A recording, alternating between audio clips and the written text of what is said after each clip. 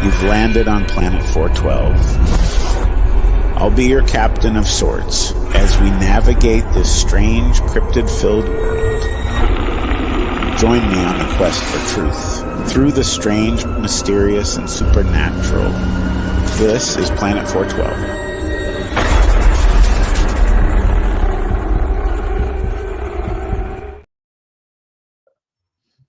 And welcome to our town hall session, our supernatural town hall session tonight. Welcome, Rye and JC. It's an exciting night, everybody. Josh Wolf Turner from Paranormal Roundtable is going to be joining us. He said he's going to be a few minutes late. I needed to address something immediately. One of us is not here tonight. Andrew Christie and his family are going through a lot right now. Tamara, his wife, they are at a Pittsburgh hospital, and they have their son Jensen, who is 4 years old, who is going through some extremely serious physical situations. He's going to have emergency surgery in the morning to deal with some problems. So I want to ask every single person who is here, please pray for Andrew, for Jensen. I had made a post on Facebook and in the Planet 412 Facebook group where there is the PayPal address. If anybody wants to help them, like, for instance, me, Ryan, JC, all sent food money. So, one of the things, and from personal experience, is you don't think about when you're going through severe, health issues in the family, is just dinner. They're not going to think about that. Andrew hasn't slept in days. So if you guys can help him, we would really appreciate that, and he would appreciate it more than anyone. Ryan and JC, if in fact, Ryan, I think you're muted. Here, let me unmute you guys. Are you guys muted on your end? I mute myself because of the background noise. So when I'm not talking, I mute it because sometimes that traffic gets a little loud. You know how it is with the rooftop studio. If you guys wanted to, say anything, please feel free. No, I think you said it well. It's when it's family, family always comes first. So of course we had no issues. We're not going to be like, no, Andrew, you have to be here. Be with your son. He really still wanted to take part of this, but JC, of course, is representing Sasquatchers, and we're all here praying for Andrew and his boy. Jensen has had 4. This will be his 4th surgery to deal with this. Yeah. And anybody, if you go to my post on Facebook, or if you go to my post in the group, the affliction that he has, I'm gonna mention it real quick here as I turn the volume down. I don't want that to come up. It is called hold on one second. Lymphangioma, which basically causes his eye. Right now, it's in his eye. I was looking online, like you can get different parts in the body cysts fill like off the neck, but hits his eye. And there's a picture of Jensen on there. So please, guys, pray for that sweet little boy. And Andrew and his family. They don't deserve going through this, and it would be very special, if you guys could help them out, even if it's just like I said, buy them some dinner or something, send them something. You guys are phenomenal. I know you guys will help out. So, Holly Mangum, and I don't know if Larry Fisher is here. I also want to say Catherine Gay is also not doing well tonight. I did not ask her if it was okay if I went into specifics, but she is at urgent care and having some issues herself. So it's not a good night. No. So pray for Catherine as well. But thank you, Holly. Thank you to my wife, Stacy. They are here helping moderate. And, it's just, life stinks sometimes. It really does. It really does. I know. Yeah, it's terrible. It's terrible. But I'm glad we're all here, and if you don't like my family, my mom used to always say, if you don't have health, you don't have anything. So let's for those who are in the chat, make sure you guys are healthy. Make sure you take care of yourselves. That's what I'll say there.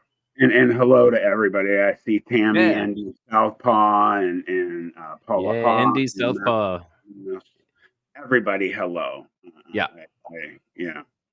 And like I said, I don't mean to keep cutting you guys off. We are gonna have Josh Wolf Turner from Paranormal Roundtable. I'm sporting the shirt tonight. One of my favorite shirts, actually, that I wear of some of the channels. I like this setup, but um, he's going to be helping us. And just so that everybody knows, I believe I'm going to check real quick Yep. on the YouTube channel. We got almost 400, if not 400 votes in the community post. So the subject here tonight, if anybody does not know, is skinwalkers. And let's see where we are. We did a Skinwalker. poll. Uh-oh. I thought it was something else. No, No, I skin. kid, I kid, I kid, I kid. Sorry. I'm like trying to think of a joke to come up with, like a good pun, a good one liner, but I got nothing. That's We even had worse. That's even worse. JC, be quiet, please. You're talking too much right now. 365 votes. Nice. Number one was skinwalkers. Number two was reptiloids, which we will address in the future. Number three was Wendigo. And then number four was UFOs, UAPs, and sky beasts. So, these are things that we'll address in the Nobody. future. But, That's bull. That's bull. Yeah, it's rigged. I'm not Yeah. trusting that. Totally, just like the elections. Absolutely. That's okay. What we're gonna do, I thought worked very well was I think I think it's great. I think it's great. the poll worked. Yeah. So what's going on with the both of you, JC? We'll start with you, brother. What's going on with Sasquatchers? Man, we're rocking and rolling. We put out a new episode yesterday. Fridays we put out the Far Out Folklore, and we have some more exciting guests coming up. So always stay stay tuned. Like and subscribe. Do the holy grift here and go and do all of our things. Join our Facebook group, and you can check us all out. We always have fun. I love interacting with the chat here. I think that's what I'm honestly. I love talking to you guys, but interacting with the chat is one of my favorite things here. Yeah, Team Sky Beast till the end. That's right. Yeah, where's Susie? Susie's got to be in here. That's what she said. She said it. Did I miss it? I totally missed it. Yeah, it's 9:08 p.m. She said Vega's Codex of Curiosities, right? So what's going on? Well, I just released audio today for I had Jacob oh man, I'm gonna we'll just say I had Jacob on, and he had some amazing Jacob Ruckman, and he had some amazing Bigfoot Sasquatch experiences. He with some woo in there too. So that was really great. The video will be dropping to Thursday, and I'm really looking forward to that. Also, I'm dropping shorts now. What I'm trying to do is kind of do little teasers of my upcoming videos that are coming out. So I'm putting out some shorts, and they seem to be getting some traction. Slow and steady wins the race, but I'm a bit of a tortoise, but that's all right. You guys are doing a great job, by the way. Oh, thanks. Yeah, and then, like I said, I'm still collecting. And anybody here in the comments, any of the viewers, if you have any glitch in the matrix, I'm still collecting stories. I've gotten about 2 to 3 more messaging me. I've only recorded one recording of someone's glitch in the matrix, but I'm looking for people to, if they've had glitch in the matrix stories, to message me, and then I'm going to do a little recording, and I want to put together maybe like a documentary on them, just a collection, and then talk to some alleged experts. I guess there's not really experts in this. Is there any experts in any of these fields? We truly don't know. We're just, educated or great. I don't know. What do you want to say? Educated guesses, but they're not even educated. You know what? For instance, I've had so many people reach out to me, and they're like, Matt, what can you help me here? What do you know? I'm the first one to say I am no expert on dogmen. I just had a pretty long, very close call with a dog man when I was 14 years old. I got a good look at it. Other than that, I basically almost died with my 3 friends. That's as much as I know. Whoa, Uh, whoa, whoa, whoa! Stop the presses. ND. ND Southpaw for Andrew and the family. I will absolutely 100% Holy cow. send that to Andrew. Thank you so much, Tammy. Tammy, you are awesome. So just to let everybody know, I can't send that immediately. I have to wait till the end of the month. So the way YouTube works is the 21st of the month, I will be able to forward that. Or you know what? Actually, no, I'm sorry. I will set it up. So I just take that from. I'll get that to him ASAP. Don't worry. Oh, Don't worry about it. I'm not that's gonna amazing. That's amazing. Wow. yeah, I'm Way to not go, going to wait ND. 3 months. I'm sorry about that. I will get it to him ASAP, Tammy. That is absolutely such a beautiful thing for you to do. God bless you. Mm-hmm. Yeah, absolutely. Definitely, I definitely. wouldn't I wouldn't say that I've known Andrew Oh, more and, years than I haven't. sorry, JC, just to let Oh, everybody know, the Sasquatchers, he's in the chat. So Andrew's in the chat. So just a heads Andy, up. what's Yeah. up, Drew? So he's saying, "Oh my gosh." Yeah. But go ahead, JC. Sorry for cutting you off. I was just gonna say, I've known Andrew more years of my life than I haven't known him. We go way back to like high school and that, so I can tell you if there's anyone that is deserving of being blessed up and helped out right now. I can't think of anybody better than Andrew. So like um it really hits me in the heart too when I see people helping him out. So, God bless all of you, and we do love you. That is That is amazing. amazing. I wanted to mention one Not thing. to. Oh, sorry. Go ahead, Matt. All right, I just wanted to let everybody know real quick. Um, a lot of you know I've been having computer issues, so I've been working on something and a really kind of new format. It took me days. My computer just kept turning and turning and turning and turning. It finally hit. So if anybody after the show wouldn't mind heading over to Planet 412, I have a brand new video, a new kind of format. I would love if you guys could check that out. Other I than need to that, I check will that shut out. up and let. That is awesome. I saw some people asking their. I saw some people. I keep hitting. Sorry, I gotta move my hands away. I keep hitting my mouse and knocking the mute on. So I saw some people asking, how do they get a hold of me if they want to contact me for those glitch in the matrix stories? You can go to my Facebook, Bry Voss, or you can email me. We're right here, codex of curiosities at gmail.com. You can email me or go to my YouTube channel and just leave me a comment. Say, hey, contact me, talk to me. That's fine, and if you're going to the YouTube channel, might as well subscribe and like and all that other jazz. Absolutely. A lot of work. For Yeah. everybody. Yeah. It is so much work to edit, to get stuff made, to do everything. So everybody, we appreciate that you guys are here and you're watching videos and you are doing that for us. But if you're not subscribed, I'm gonna, for all 3 of us and Andrew for all 4, please, we appreciate you watching. Please, if you're gonna watch, subscribe. That really, really helps us. If you haven't hit that subscribe on the Yeah. page, please. Subscribe to 412, subscribe to Sasquatchers, and then subscribe to Codex of Curiosities. That being said, I'm not feeling 100%. I started coming down with some terrible chest cold, and so I got Uh-oh. my Vicks, and then I got my straight vitamin C that I'm using straight vitamin C because ascorbic acid, because that stuff is awesome. Have you considered vitamin T? Vitamin T, what, like tacos, tortillas, tequila, All of the totopos, above. tortas? Yes. Smoked meats on a pellet grill. Oh yeah. Man, Yeah. JC are gonna get together for that. Smoked Oh, meats Right. on a pellet grill, glass of whiskey, you're good to go. and thanks, Holly. Thanks for throwing that out there, Holly, for my email there. I appreciate that. All right. So, are we going to jump into? I have one other thing I just want to Yes. throw out. Yes. So, Please go ahead. Please go ahead. one of the things I'm going to address is I've been pushed by a lot of friends of mine that have channels.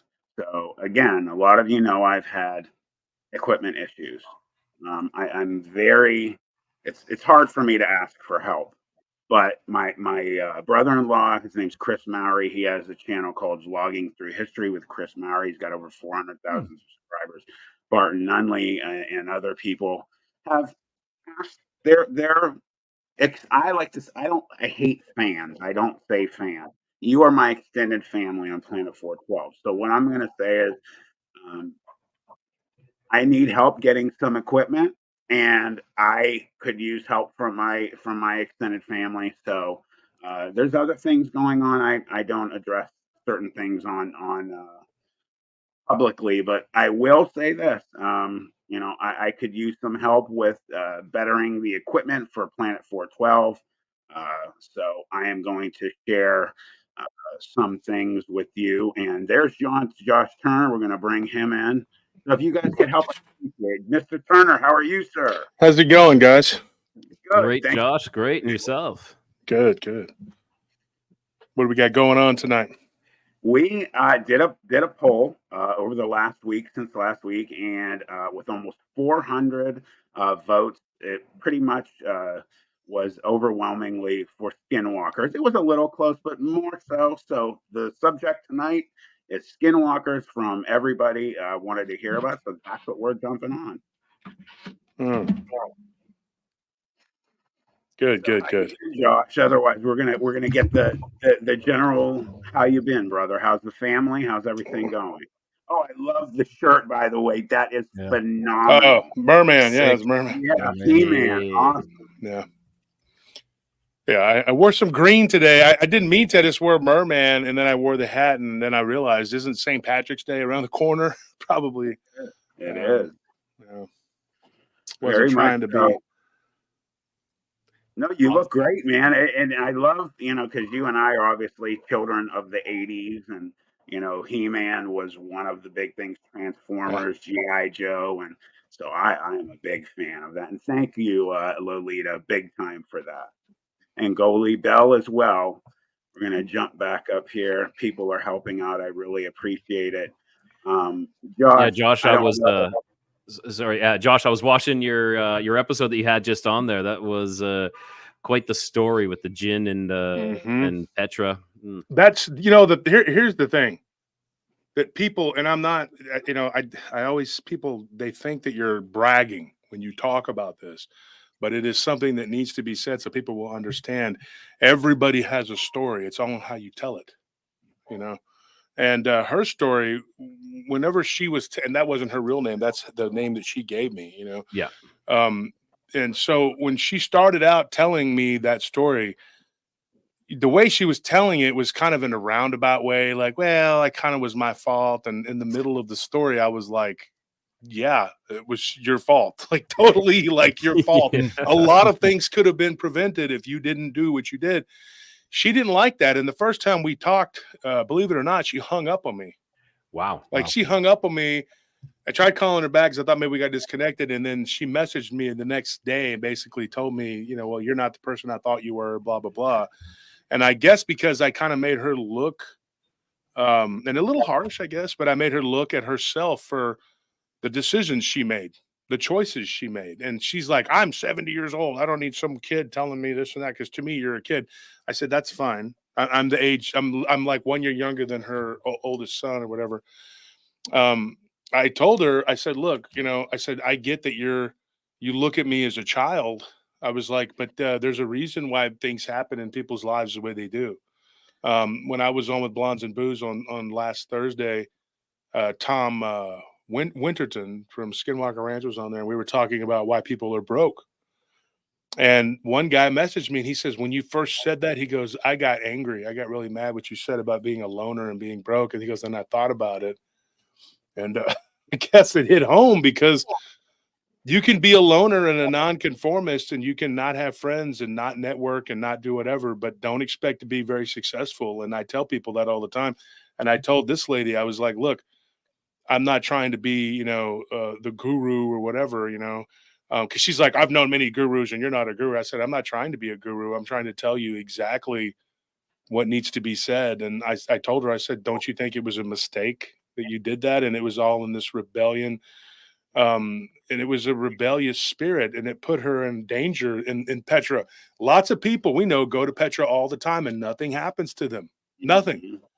Matt, you're actually Lebanese descent, so you would know, the deserts carry their own horror. And I told her, I said, what happens to people in Petra when they have visions, when they have things that happen to them? Typically, it's something that's within them already, and then it grabs you and it takes you. And some people have been driven to madness by places like Al-Madam, Petra, or Baalbek. And so I told her, I said, there was something in you that it latched onto, and you went there at night in the middle of a time of upheaval, and you shouldn't have gone there, and you shouldn't have done that. And I just, there was a lack of accountability there, and so, which kind of led me, to look at myself in the way that I have done things too. You all know that I've jumped the gun on things because I've been in conflict with some other people. And sometimes you have a tendency to lump people together because you don't know who's who. And so I'm just as guilty of it, but I want to take the lead and just say, look, I made a mistake. Simple as that. And that could have been the simple solution to that. She did actually go back, and then everything was fine. And I said, yeah, you went back, years later. I think it was like 30 years later, with a different mindset, a different mentality, a different spirituality, a truth-seeking spirituality. She hadn't come from just smoking opium and, in Kathmandu, I mean, like, she was literally hanging out in opium dens in Kathmandu talking about, I'm going to find myself, I'm like, no, you found, drugs, and you found, loose living and whatever. And she admitted to that to me, and was okay with me saying it. At first she wasn't, but that's the thing. That story developed over months.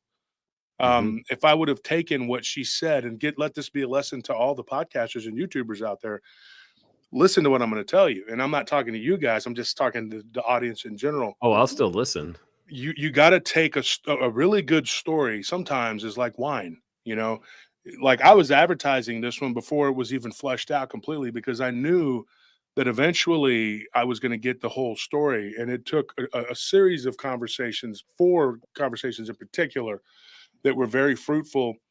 And that was over a course of 2 months. So you got to look at like right now, I'm talking to a guy who's got a really, really interesting story, but it's going to be, you gotta look at it like, okay, eventually I will be able to tell that story, but right now I'm not there yet. Now I think it's going to be really good once I get the rest of the information. And I think also telling the story in a way that grips the audience, because you can take a story that somebody gives you and bore the hell out of people with it. I mean, you can really do that. I've seen podcasters and YouTubers take stories, some that I've told, and they'll retell them on their show, not naming names, but I mean, come on, man, you really just dogged that up. That's why it was good with Matt. You went on and told your story yourself. So you didn't leave it up to someone else to tell your story and just totally botch it up, because I offered to tell your story and you were like, no, I can tell it, because I always say, look, I can tell it or you can tell it. It's up to you. And Matt was like, I want to tell my story. And so he did a great job. It's so good, in fact, that, you ended up co-hosting with us like on the next episode. And then you kind of got the bug, right? You kind of got, and you were like, I want to do this, and I think that that's important. I always give people a chance if they want to come and co-host, after, like when Jenna Perry came on, her and Guadalupe, very important people, because we're doing a project now about the Bear King. You want to talk about skinwalkers? We can lead into it right now. Yeah, let's do that. Let's do that. Yeah. My wife, I keep wanting to say because I thought of the idea, but my wife wrote the song. She is the mastermind. She writes the music, the songs.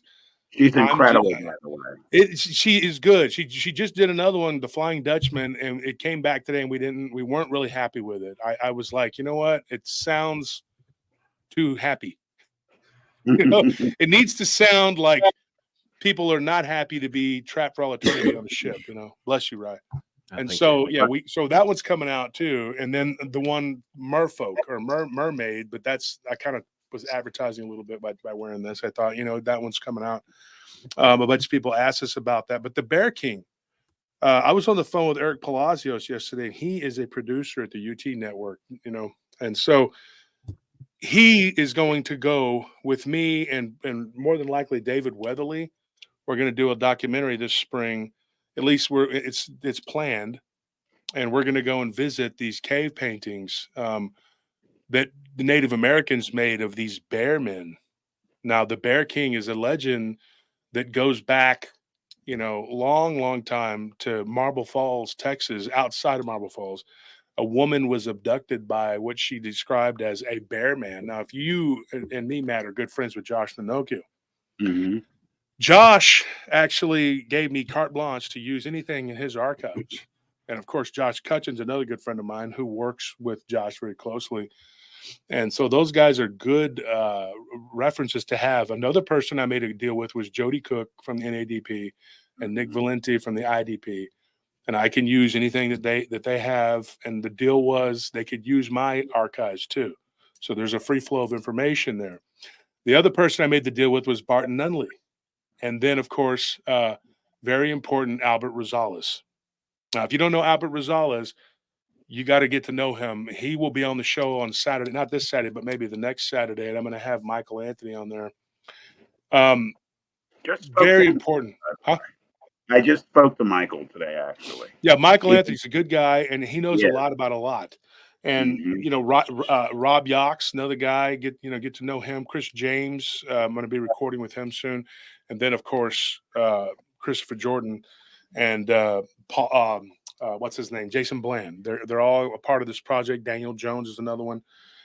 Very much into the UAP. And when you start to look at these people and these stories and everything that we're doing, what we're doing, Saturdays has become a very pivotal night. So I encourage everybody to go and check it out. Back to the Skinwalker thing, though. The Bear King is a legend, that grew up around these people being abducted. Now, Albert Rosales, he has amassed a huge library of humanoid encounters. And I think some of them are cryptid in nature, and some of them aren't. Some of them are just like what Barton Nunley calls them, inhumanoids. And if him and Barton Nunley and Nick Redfern used to all be under the same label, they had the same publisher. And get this, the guy that published their work ended up taking their money and going and looking for Mokele Mbembe in Africa and basically jerked them all around. So they all fired him and said, screw this guy. And so Albert and Nick and Barton, they were all, under the same umbrella at one time, and they are all really close friends. And so getting to know them was very important. And I think that when you have that much of a archives and you're in all the groups that I'm in, that's another thing. If you're a new guy starting out and you're trying to find stories, I don't have that problem now. Hang out in those groups. Because somebody's going to post something and then you got to jump on and say, hey, can I use that? Can we talk? Can I tell your story? Whatever. And that will get you a lot of stories. And there were people that were coming to me and saying that they had seen a dog man in this one particular group. And I thought, when they were telling me what they saw, and it was here in Central Texas, it didn't sound to me like a dog, and ever sound like a dog. It didn't sound like a wolf. And I was like, rounded ears, a short tail, and I was thinking, well, you saw a bear. And they were like, no. It wasn't a bear. It was like a man, but it was like a bear. And some of them have come on the show and talked about it, and some of them have given me their stories. And now I have enough to do, because I did an episode on the sightings of this thing. But now we're going to take that information and we're going to turn it into a documentary with Eric Palacios from Media Palace. And I was actually on the phone today with the producer from Discovery Channel. And this is one of the highest compliments I think you can get is these guys, they're from Expedition. What's it called? I've never seen the show. Expedition X, yeah. Yeah, so the producer, Rob, was on the phone with me, and he said they watch my show.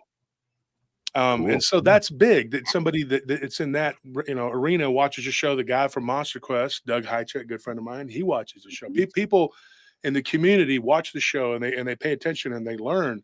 And that's good. I'm not that I can teach all of those guys, but they do watch, and that's good. And so if you want to do something with this and you want to get somewhere, you got to put in a lot of work. It is a lot of work. And when one of the things that aggravates me the most about any of this is when somebody says, well, what are you doing? You're only sitting behind a microphone a couple hours a week. And you're like, dude, you have no idea. Now, Matt, I think you're learning, and Rye, Yeah, for sure, like how much. Now, I don't actually know you, JC. Nice to meet you. I don't know you. You as well. Yeah, and so you guys are podcasters, YouTubers, right? You all know how much work goes into this, and they when they trivialize it by saying, "Well, you're only doing this for a few hours." Do you know how much editing goes into this? You know how much work goes into these stories? Sitting at the microphone, that's the easiest part. Yeah, Like, the finished product. Actually. I have so many things that Josh I need to edit. People they don't realize that how difficult it really is, and like I'm by myself, so when you are in Rye and JC, you and Andrew help each other, but Josh, you know how it is, man. It's just it's extremely difficult to get through editing, and I mean I have like 7 interviews I need to edit, so people don't understand how hard it really is to do this stuff. That's why I always stress, please support these channels. Hit that subscribe. Yeah, it's great that they watch our videos, but also support them. Hit the subscribe and if you can let the ads play. If not, hit the premium, and that helps us as well. The watch time is super important. Mm-hmm. Yeah, and it's one of the things that people need to realize too. Whenever you're doing these shows, everybody has their own kind of niche. And so when I first started out, it was just a 1 hour long podcast. It went on to like, I think 10 different platforms. Now we're on 16 different platforms, and so we hit all of them. And then we have YouTube, and I'm not just a tuber. I'm not just a YouTuber. And we're now moving into Rumble, and we're on all these different channels and platforms. The books, I got 2 more books that are slated to come out this summer. We're probably going to release them just like we did last year before the conference. One of them is vampires, and I'm doing a lot of work on that one. And then the other one is a cryptid book. I don't want to call it a cryptid book. It's going to be sort of like a smaller version of Barton Unley's Inhumanoids. And I called Barton yesterday and I said, I'm going to copy you. I said, look, but copying is that's not, when you copy somebody now, if you just do it verbatim, word for word, that's different. But I told him, I said, I'm going to make my own version of Inhumanoids. And I wanted kind of to have his blessing. I didn't want to say, look, I'm going to make this. But it's also going to be kind of like Ken Gerhard's Menagerie of Mysterious Beasts, where it's kind of like different sections. And it's going to be about these different cryptids. One of them that doesn't get as much attention as the Dog Man is the Goat Man. And so we're going to do that one. And that's going to be coming out. So when that's done, then I'm going to take the advice of a dear friend of mine, Chad Lewis, who said, write a ghost book, because 1 in 2 people have seen ghosts and it will do much better.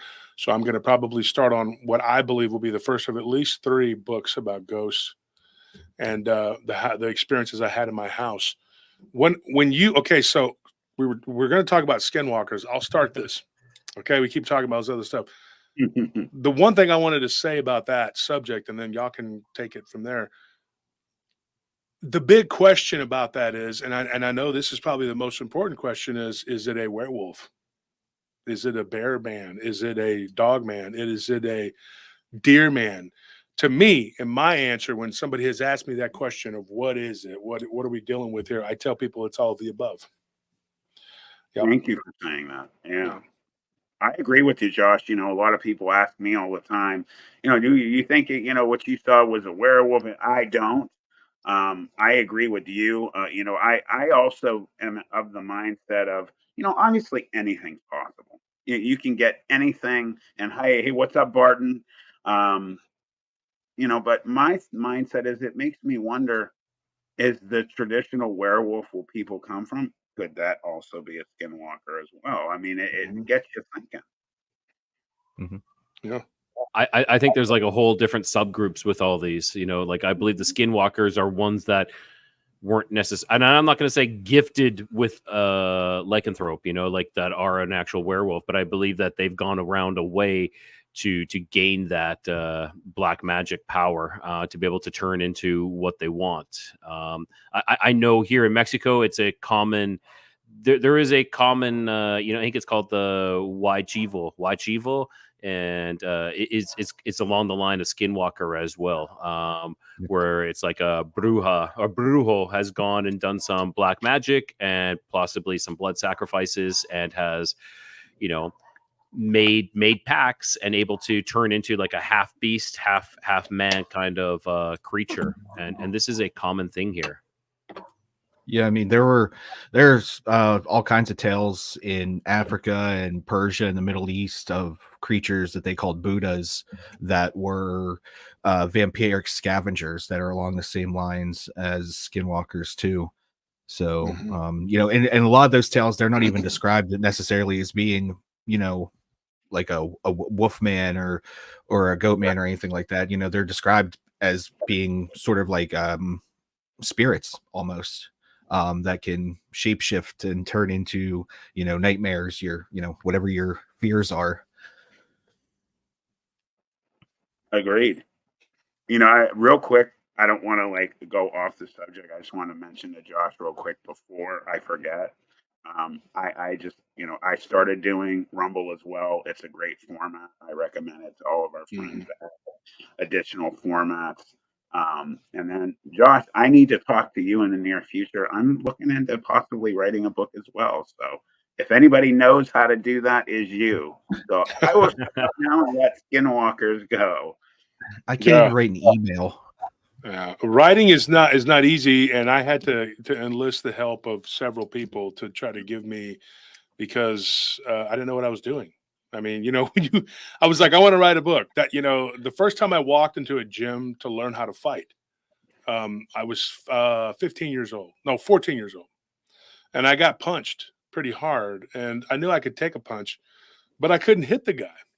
And so I got discouraged and I walked out, and I didn't go back again until I was 15 going on 16. And I thought, this time I'm going to do it, because I was getting into fights and getting my ass kicked a lot. And it wasn't just getting beat up one-on-one. I was fighting 2 or 3 guys, and I was living in the barrio. And as you can see, I look very woolly. I look very weto. And so when your dad is white, your mom is Mexican, you learn, you're not always welcome in certain places. And so I had to learn how to fight. And that's what I did. My friend's dad was a Golden Gloves boxer, and he started training me. And eventually when I went to Austin, I had trepidation. I had fear the first time I walked into Montopolis Recreation Center. I'll never forget. And this is not a racial thing, whatever, but I walk in there. I'm the only white guy, look like a white guy anyway. And I put my name on the sparring roster, and everybody went to sign up underneath me so they could beat my ass. Mm-hmm. And I was like, great. I have no shortage of people who want to help me train and get better. Some of them beat me up and some of them didn't. And it was just a learning curve, but I got better and better and better. And it didn't take long to realize that I had an actual athleticism. And I was able to pretty much dominate most of the people. And eventually, I did what I wanted to do. I accomplished what I wanted to do. And I had a boxing coach, and he was dying of stomach cancer. He was a black guy, but he had my last name. He would always joke and say I was his son. And we'd go to these tournaments, and he'd be like, that's my son. Same last name. His name was Matt Turner. Everybody was like, what? That's weird, And he bought me my first trench coat. I'll never forget. And then somebody stole it years later at the nightclub I worked at. I'll never forget. I grieve for that thing, because that was all I had from him. And he wasn't a very rich man, but him and his wife treated me like a son. And he told me, this is what he told me. He said, you could be a great boxer, a good fighter. The UFC stuff was barely coming into its infancy. It had just come out, like maybe by the time I was already considering going pro as a boxer and thinking, hey, you know what? I can do this. This is something I could do. He discouraged me. He says, your brain is your most valuable asset, and you're going to destroy it. He's like, now you can do it. You can do that, and you can be a great fighter. He goes, I don't know how far you can take it. Just as far as you want to go. You're quick-handed. You're very athletic. You're smart. You're good. But he said, your brain is going to be mush. There's no getting around it. He goes, you will be a great fighter, but your brain, you're going to get hit a lot. Eventually, he goes, you manage to not get hit a lot. You move really well. He's like, but eventually you're going to get hit a lot, because people are fast, and they get faster as the competition gets better. And I thought a lot about that, and I thought about it. So I kind of moved toward coaching. By the time I was in my mid-20s, I wasn't doing anything. I wasn't even hardly training. And then I got back into it in my late 20s. And then I thought about it and I was like, you know what, I'm going to coach. And I'm able to do this if I really wanted to. But I was more into the MMA aspect because you could kick, and I started kickboxing. But I thought, if you do this, you got to remember you're going to get hit a lot and you're going to get hurt and things are going to happen. And so I thought, I'm not going to keep doing this because this isn't a long-term thing. And then when I'm done with it, I'm used up and my brain won't work correctly. I have been concussed. It has happened. I've never been knocked unconscious. Football for me, so Yeah, definitely. football will do it too. Yeah, I played ball too, and I was very athletic, but I thought about it, and when you're older, there's no future in that. You can only go so far, and so I thought about I wanted to write a book, even back then, because there was none of this was there. We didn't have the podcasting. We didn't have, Rye's show and JC and you, Matt, me. We never thought of this stuff. This was not thought of. Nobody knew anything. There was no podcasting. There was none of this. It was just basically, if you were on the radio, you could get a radio job or something, but you had to know people and it had to be a lot of luck. And so I thought, I'm going to write a book. And I thought, but I don't know how to do it. And my hands, my fingers have all been broken and messed up and mangled from fighting. So when I type, I have you can see right there, the knuckle is depressed. That's a boxer's fracture. And so I can't type real good. And I can't even I can't make 3. Yeah, I see it. I do this for 3 because I can't, And so I can't do that. And so my wife gave me this tool called Dragon Speak. So if you're not a good typer, you're not good at typing, utilize that tool and then talk to people who've written really good books. I don't know that I'm one of them. I've sold, 1,200 copies or something since August. I don't think that's like an amazing achievement or anything. It's 1,200 more than I've sold. Yeah. But I mean, once you're ready to write, you have to go to the people who know how to write. So I went to Barton Dudley, Ken Gerhard, Lyle Blackburn, Nick Redfern. Those are my friends. Those are the people, David Weatherly. I mean, Linda Godfrey.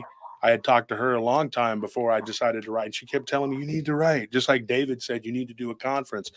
These people encouraged me to do the things that I ended up doing. Anybody can do it if you put your mind to it. I would say for my money, and I'm not just saying this because he's my best friend in this field, but Barton is probably the best author that I've seen. I mean, he is amazing. I like Lyle a lot too. Lyle's got an English degree. And I learned that when we were driving together one day. And we were out there in Arkansas, and he was telling me all about his history of his life. And when you get him alone, Lyle's a talker. He'll start talking, and he was telling me all this stuff and things that I didn't know about him. That he has an English degree. Of course, his band is it's unbelievable, and he's huge in Europe. And one of the guys that works for me used to have a bar here. It was a music venue, and he knew Lyle. He had no idea about the cryptid thing. He knew him from the band. That's how he's known, And so we all have something that we do outside of this. For Matt, it's the football thing, I don't know you other two as well. I'm sure you guys got a lot going on too, because just doing this is not going to be paying the bills, at least not at first. No. But if you stick with it and you do it right and you build your brand, I mean, there's the sky's the limit. But you got to put in a lot of work. The main thing I tell the new aspiring people, the podcasters out there, I tell them to be ready to do a lot of work. Because if you're not ready to do a lot of work, then you're not. And here's some for you. We're talking about skinwalkers, and we were talking about the Levant, the Middle East, right? Yeah. There's one called a kutrab. A kutrab is a type of Arabic jinn or demon that's characterized by dog-like legs and a sometimes human or wolf-like head. And then there's another one, and I don't want to butcher the name of it. It's called a salua, but it's actually, you have to do the kha, which I'm not going to do. But the salua is a female Arabic werewolf creature known as a she-wolf. Typically, it is a witch, a female who practices a type of magic called, okay, I don't even want to butcher it. I don't even want to try. Okay, so it starts with an A. But anyway, it's a type of magic that she practices, akin to brujeria in Spanish. And so what they do is they become a werewolf. The interesting thing about these two creatures is that they both will fight with and attack another creature that has several names: Nuela, Noguela, and Nazgrula, all in different forms of Levantian language, different types of Semitic peoples. They have different languages for it. And the Turkish, they have their own name for it, you know. And what this thing is what we would call like a hag, but it only comes out at night. And if you're a traveler, and the Bedouins live in absolute terror of this thing, she walks around the desert appearing to be a nude female. She lures travelers in with like the promise. She seduces men, in particular, being alone, and then she eats you while you're alive. The weird thing, though, is the kutra, which is feared by everyone too, actually will eat the Nguela, and it will follow it. And after the Nguela will make its kill, it will, much like a predator, chase it off and eat the kill, and then sometimes eat the Nguela itself. And it is the only thing that is said that these Nguela, which are really reanimated dead witches that are using a corpsified, I say corpsified, that's not even a real word, but we just made it, right? Corpsified body of something that's been killed. So when you look at that, the it's like, whoa, um, there's a lot going on there, a lot to unwrap, you know. But So, like what do it says, I don't mean to interrupt you, Josh. What do you think in terms of you're saying that those are witches as well? So, like, do you think that there is some type of connection? Obviously, you got skinwalkers who are a witch as well, mhm. or do you think there is some type of connection between skinwalkers and them as well? Yeah, and it is a type of skinwalker because it literally is wearing another skin. Now, there's two versions of it. I'd say actually, I would say three. There's one version of this Nguela, which is, and I looked into this, it's really in depth in Lebanon, where you're from. And it's a Druze legend. A lot of people don't know what Druze are. I explained that before. The Druze are a type of, it's like in between Christianity and Islam, but they believe in reincarnation. Mhm. So that being said, they're a very small enclave. Most of them live in two different places. One of them is right outside of Beirut in the mountains. They are kind of a closed off group of people. Their belief in this thing is that it's a witch that is alive, so that when someone dies, they're able to dig up the body, and then they use it as a walker, like to walk the desert to commit cannibalism. Which ingesting of the body of the flesh, whatever, then it comes back to the witch. This is disgusting, folks, but it will basically vomit up the whatever it has eaten, and the witch takes parts of it and uses it in its ceremony. Mm. Then the corpse goes back Wonderful. out. As she goes to sleep, she inhabits the corpse and it goes and walks the desert. And so the reason is, though, is so there's no accountability for her. They will go to the house and say, to make sure, everybody's accounted for. So who is this that's walking the desert? Oh, it's the dead person that died, whatever, but there's a witch involved, right? So what some of these witches do will practice sleeping with their eyes open, going into a trance-like or meditative state, and sit on the edge of their beds or at a table where they look like they're sitting awake. So when someone comes in, that's the legend, and they look in, and this is something I heard straight from the mouths of the people that live in that region. They believe in this. This is a real thing. And I used to work with some of these people. Fascinating, right? But then you have this other creature who actually will kill and eat this, which is something akin to a ghoul itself, but it disguises itself in the skin of a wolf. Okay, so you have these different types of creatures, and we talk about the saluah or saluach, whatever that creature. It's another Arabic creature that does something very similar, but it is a she wolf, and so it's a witch type entity, witch type person that becomes an entity like a werewolf, using that body to kill and eat people.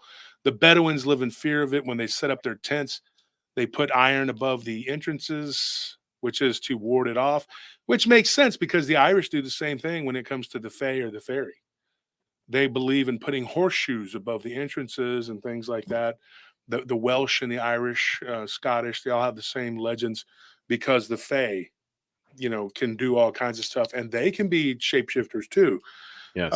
And so when you have this big old soup of, to quote Jason Bland, one of my favorite podcasters, Paranormal Soup is the name of his show. It is a soup. It's a paranormal soup. And it's just, I think there's all these different aspects.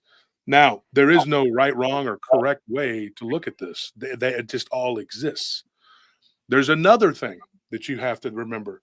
The Nuguela or the Nizguela does different things, and it happens in different ways. Some of them, like one of the Turkish beliefs, the one that's from southeastern Turkey, close to the Syrian border and then into Syria, there is a type of people who believe, this is what they believe, that this is something or someone who is already dead, but they're still animating their body. Their body died, but their spirit is still animating their body. Eventually, they will start to give off a foul odor or smell. What this person does is basically be a vampire, but they're able, it's because they need blood to flow through them. So they drink blood. But simultaneously, they have the ability to turn into a spiritual wolf. They can leave their body with the energy of the people that they ingest and kill, and they use it. It's a type of blood magic that turns them into the avatar of a wolf. Now we have something very similar here in the United States that these Native Americans have talked about for years. It depends on who you talk to. The term skinwalker, we all know, comes from Navajo, and if you use it, there'll always be somebody who goes, "You shouldn't use that term because the Algonquins and the other tribes, like the Seminole and some others that I could think of from college football, they do not use that term. That's only the Navajo, and you need to stop because it's showing your ignorance." Okay. And you're just You like, know, shut I up, shut up. wanted to ask you something, though. I apologize. I don't want to interrupt you. Go ahead. Talking about, mentioning just the word skinwalker. What's your thoughts about that Or one? Because Yindalushi. I mean, the term itself, saying it, because and Rye, you live in Mexico, you probably Yeah. know this, and you guys and you, Matt, being Lebanese, Mhm. the Lebanese do it too. You're not Oh, yeah. supposed to mention certain things. You don't talk about it because, as my tias would say, "Ah, cállate la boca." You're going to bring it up. Like it's right there listening. And I always thought this is so stupid. Like everybody's got a, cuckoo in the closet. Like I don't believe this crap. Until I saw something when I was 15 that looked like a werewolf. Then everything changed. I was like, well, maybe things are weird. Maybe there is something there. You know, what these things are, we don't really know. But we know that if you talk about them, it's probably not a good thing. But of course, here we are talking about it because we're on Matt Imsh's show, Planet 412, where we talk about these things. And of course, JC and Rye, y'all have shows where we talk about the things you're not supposed to talk about. And I'm even writing about them. And I'm sure you guys will someday too, probably. And this is what we do, right? We talk about this and it's on TV.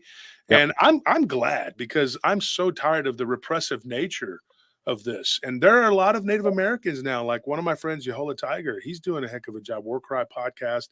I've had lots of Native Americans give me stories, and I'm close with a lot of them from the different communities. Recently, we did one called the Ojibwe, Crippling Fear of the Ojibwe Werewolves. Go and check that one out. I mean, the guy comes on and he talks about it, and says what he says. I don't want to keep saying his name because he was kind of apprehensive to say his name anyway. It's on there if you want to go look. But him and his wife are on there and they're talking about what they saw and what they've, experienced. I've interviewed people from the Mescalera Reservation and the Ute Reservation, which the Utes, we talked about this with Tom Winterton on Blondes of Booze. They live in absolute fear of the skinwalker, and they call it a skinwalker. They have their own legend of it for their own medicine men. But the Navajo and them were enemies for a long time, and the Navajo put a curse on them. And so the book George Knapp wrote, it's written too now. I think it was the Hunt for the Skinwalker. I read that one. And when you read that book, you realize that is a place of high strangeness, of very powerful magic. And so it is easier for the shapeshifter to take form. It is easier for the skinwalker to do what he does. And so that's why they said that ranch is in the path of the skinwalker.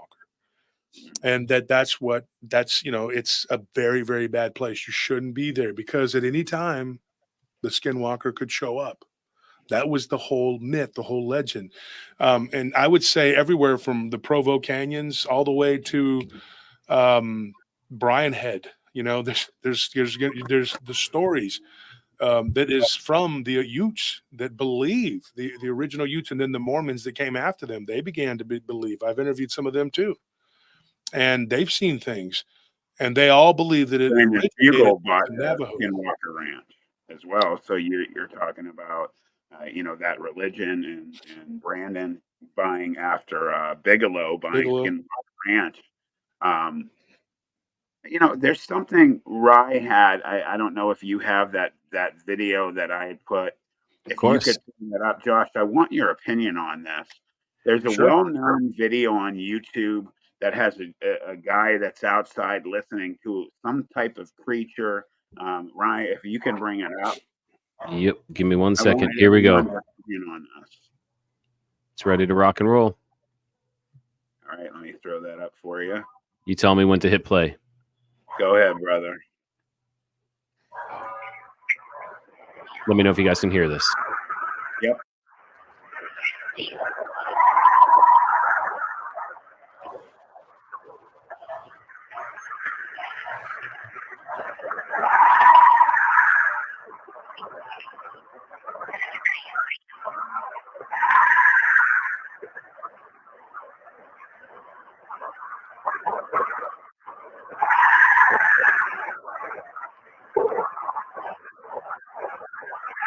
This is the one where the one guy is standing out in his. There he is, right there. Right now. Have you ever seen this, Josh? Kind of sounds No. weird. Kind of sounds doggish, hyena-ish, but you can hear it going off in the background right now. It's really kind of strange, just to say the least. It's been going off for about 15, 20 minutes so far by the fire station. And it's pretty crazy. So if you can listen, that'd be crazy. Hold on.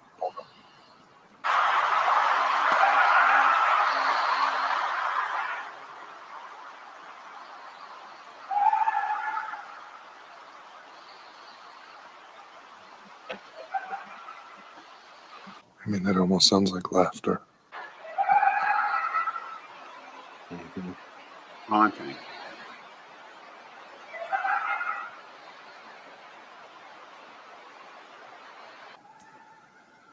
It's actually gotten closer since it started. It's probably only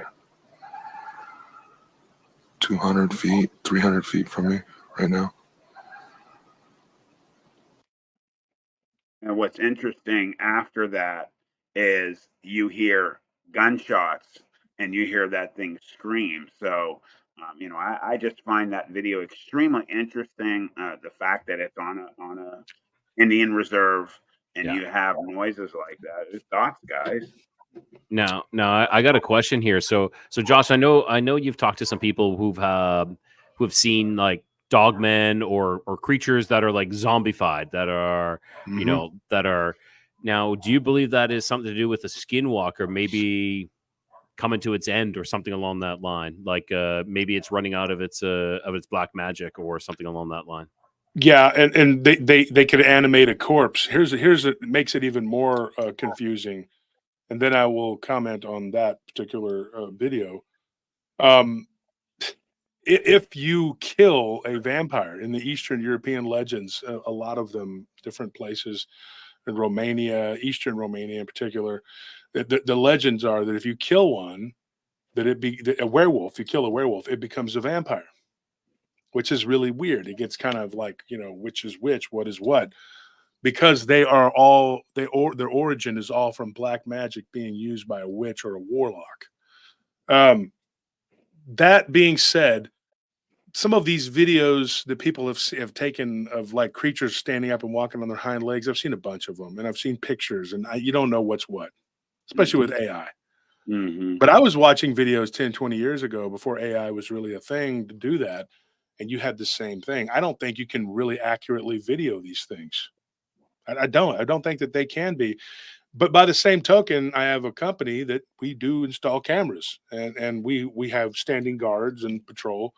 But one of the things we do is we install cameras, and I've looked at some really weird stuff. In particular, a school, not a school district neighboring here in Austin, where I had to go and look at a camera, and what I saw, I I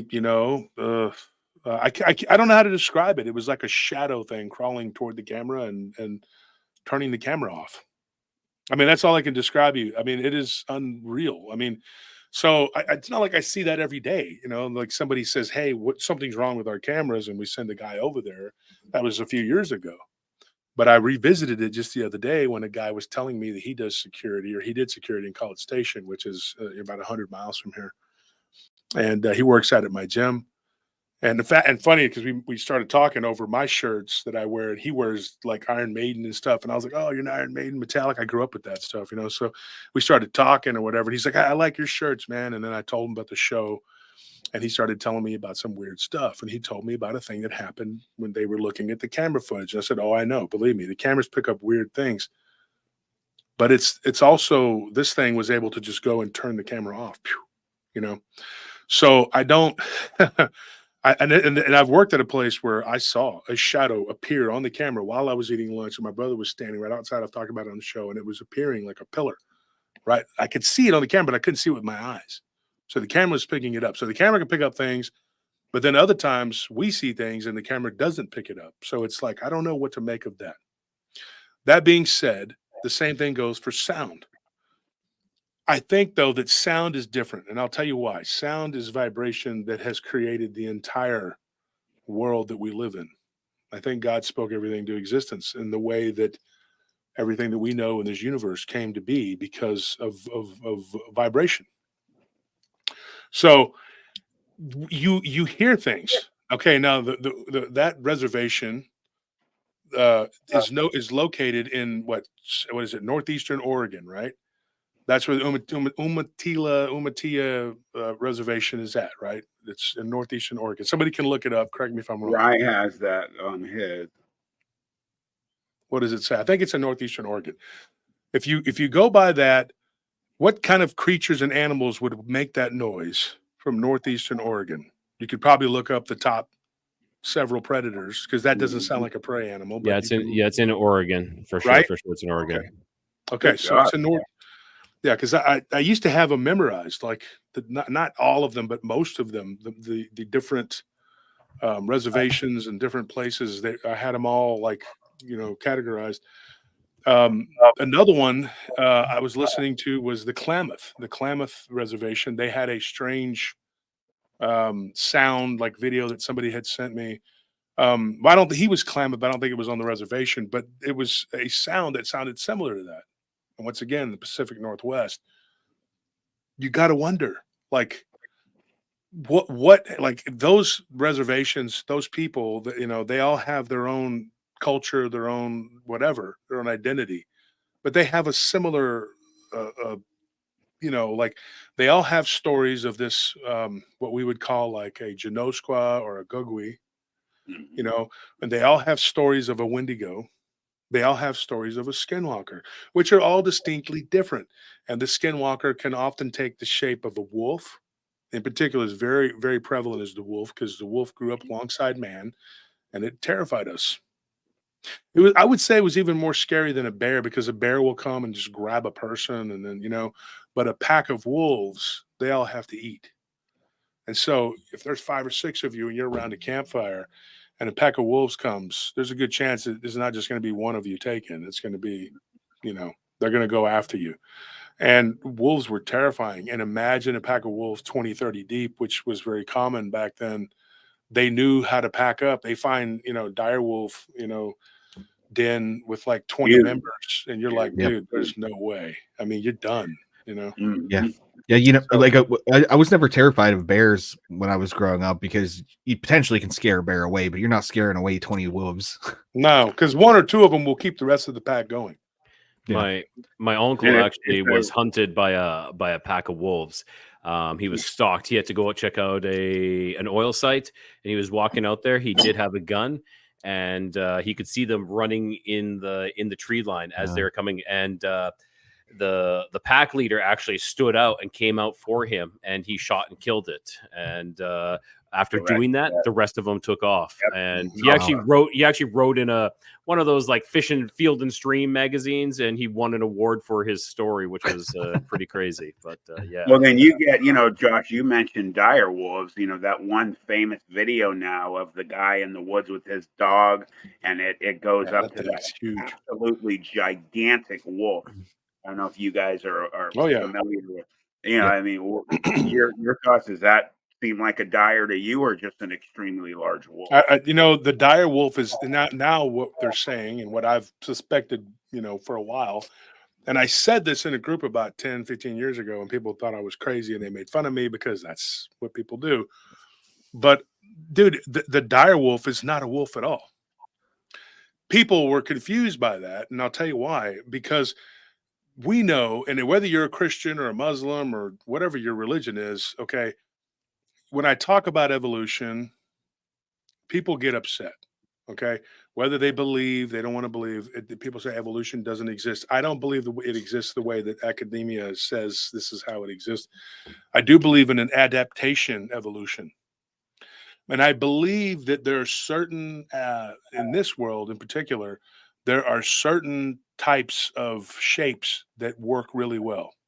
8 arms, for example, 8 legs is just like 6 legs. Those tend to be, and then there's 4 appendages, which we are 4 appendages. And one of the things that seems to be to do very well and survive is the shape of the canid and the pack of the canid. You have this animal, what is really a dog. It's a type of dog. It's not a wolf at all. It actually broke away and went on its own branch. This happens to look very similar to a wolf. You see, but the dire wolf is not even a wolf at all, and it would look bear-like, correct?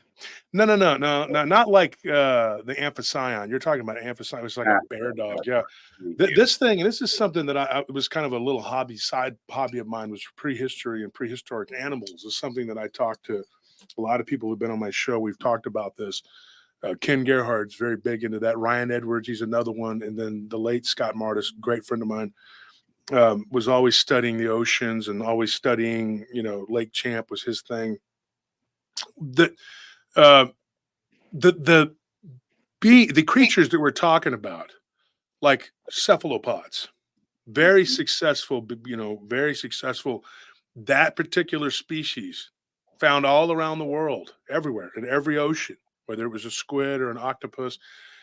I've even said, I've gone so far as to say that if they come out onto the land and they were able to colonize, I think that they could overtake humanity. Because they're extremely intelligent. And then you have a lot of scientists saying that they don't even believe that they were originally from They're not. Earth. Yeah. No. And then there is this other being that comes, this is going to sound kind of weird, but that's what this show is about, from within the earth. And they live in another type of water that is not as salinic as what we know of as our oceans. You can even see it. There are places in the ocean where there are freshwater rivers that run underneath and they don't mix. And people wonder, how can that be? If you were to go and penetrate the ground of those underwater rivers, you will see that they drip down below the ocean floor into another world. What is the firmament is really the ocean. Like I tell people, they don't really understand that, because the world is actually the inner earth. We're living on the surface with the firmament. But there is another firmament, just because, just like there's the 1st through 7th level of heaven, there's many levels. People don't understand that. When you come out of your body, which a lot of people have, and they've interviewed tons and tons of people, and you start to connect the dots, you start to realize the true nature of reality. You start to realize what aliens are, what interdimensionals are, what ultra-terrestrials are, what extraterrestrials are. And then you start to learn, you start to realize, like, it's all connected.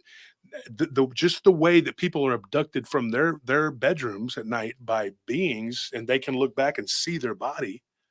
The same thing happens with the skinwalker. The skinwalker is basically Somebody told me yesterday, and we had this weird discussion. They said that we're living in a simulation, right? And this was their excuse. I'm going to cut off for just a minute here and come right back. I'll wrap and put a bow on it. Trust me.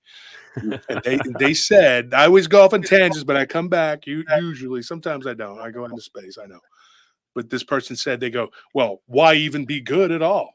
Why do anything if this is all just a simulation? What does it hurt if I do this and do that? And well, so what? Why don't I sell my soul? Because they were talking about Katy Perry having sold her soul, right?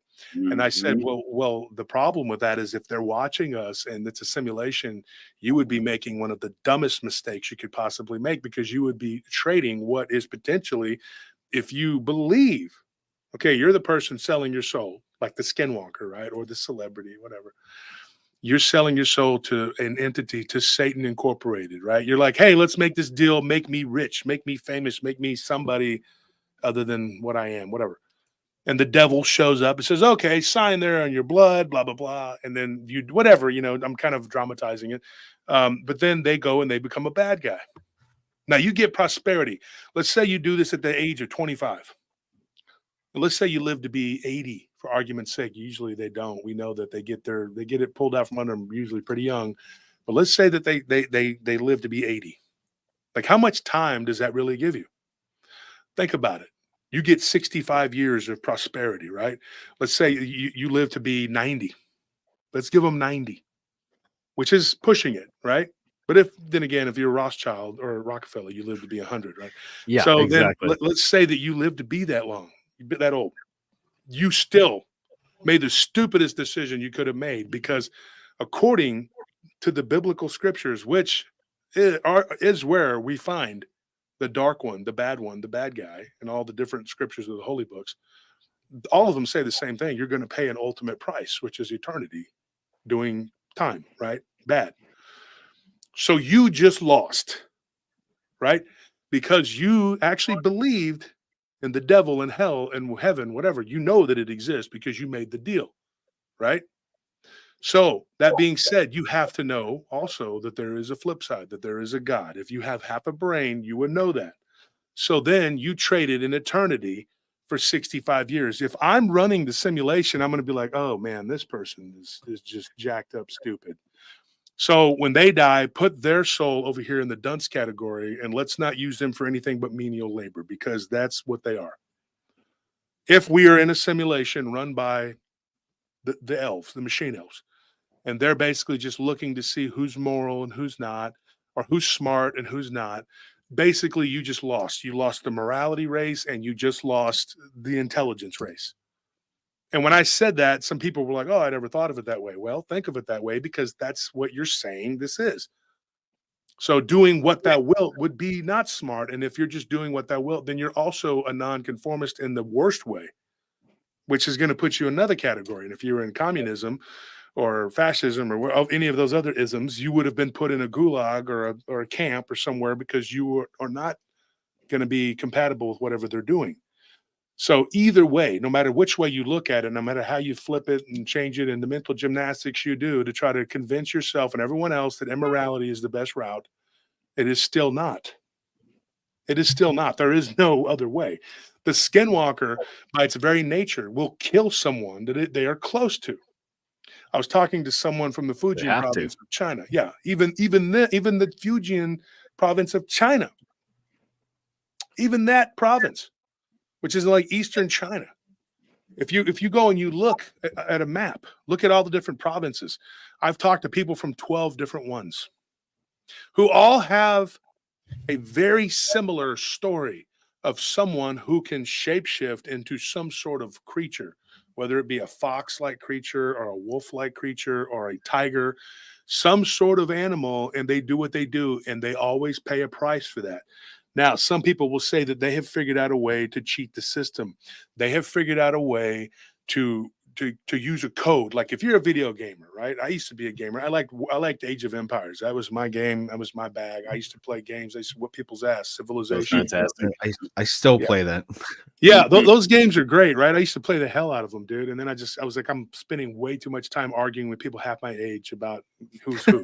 I owned you, and my wife's like, you know what? You're like 40 something. You owned That's a 10-year-old. 10-year-old. Yeah, you're over there fighting with a 15, 20-year-old kid who's talking trash, and it's like, okay, whatever. But then, I was really good at the video games. So, but you got to remember, there's a code to it all. Somebody created that world. So people say, hey, this simulation, there's a code to it. I interviewed a guy who claimed that he could shapeshift. Now, he also claimed he was a born-again Christian and that he would never do it again, but that at one time he did this. Okay? He was a Menominee. And one of the things he said was, he's like, when I would go to my avatar, which was his skinwalker body, which was created of energy, of blood, which he said he used animals. I said, what did it look like? He said there was a honeycomb pattern. And if I could get through that, then I could go outside of it. But you can only go outside of it through another level of consciousness. And the way that he would do it was, I'm not going to get into it. There was a whole bunch of stuff he told us. And I say us because he told me and my brother. But it was so weird. And me and my brother talked about it. And I was like, do you believe him? And I was like, I don't know. But then later on, one of my friends, he was Filipino. He told me, he says, I got really drunk. I nearly died. I told his story on the show. It was an out-of-body experience. He said, I was wandering around the hotel. They took my body to the hospital. And I was basically clinically dead. He's like, and the whole time my wife and my children were crying over me at the hospital. They were getting ready to tag and bag and tag me, whatever. He says, I was wandering around the hotel and I couldn't help but notice this yellow octagonal grid everywhere. He said, I went up to it and I tried to touch it. And it was like, whoa. It didn't hurt me, but it would light up like you were bumping up against something. And then he talked about putting his hand through part of it. Like he knew there was something else there and something grabbed his arm, which freaked him out. And he pulled back. He was like, whoa. But he was out of his body. But I told him, I said, could you still see your body? He said, yes. So he was in that intermediate state. It's what we would call purgatory if you were Catholic. So what he was witnessing was not the true death. It was not the unattachment from his body. He was still attached to his body, and he was not interacting with beings that were already talking to him, saying, "Hey, welcome to being newly unalived." That's not the end. So then the next state would have been him being out of his body, right? So what ended up happening? He told us. He said, "I wake up and I'm freaking out, and I'm in the hospital, and and I was vomiting profusely. It was basically he was dying from alcohol poisoning on his birthday." Because he drank too much. Then we ended up talking, and after his out-of-body experience, he started getting into a little more esoteric things and learning about religion and became a Christian, which is a good thing.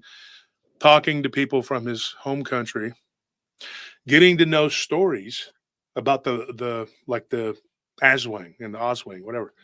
These different creatures, this flying-headed witch that could detach her head from her body and drink blood, and there's like this blood sac underneath her neck that would collect it and then come back and she would feed these stories. And he was like, what do you think of all these stories? And I said, they're all have truth in them. Some of it could be exaggerated and people fill in the blanks. They fill in the pieces. I have a friend who has absence seizures.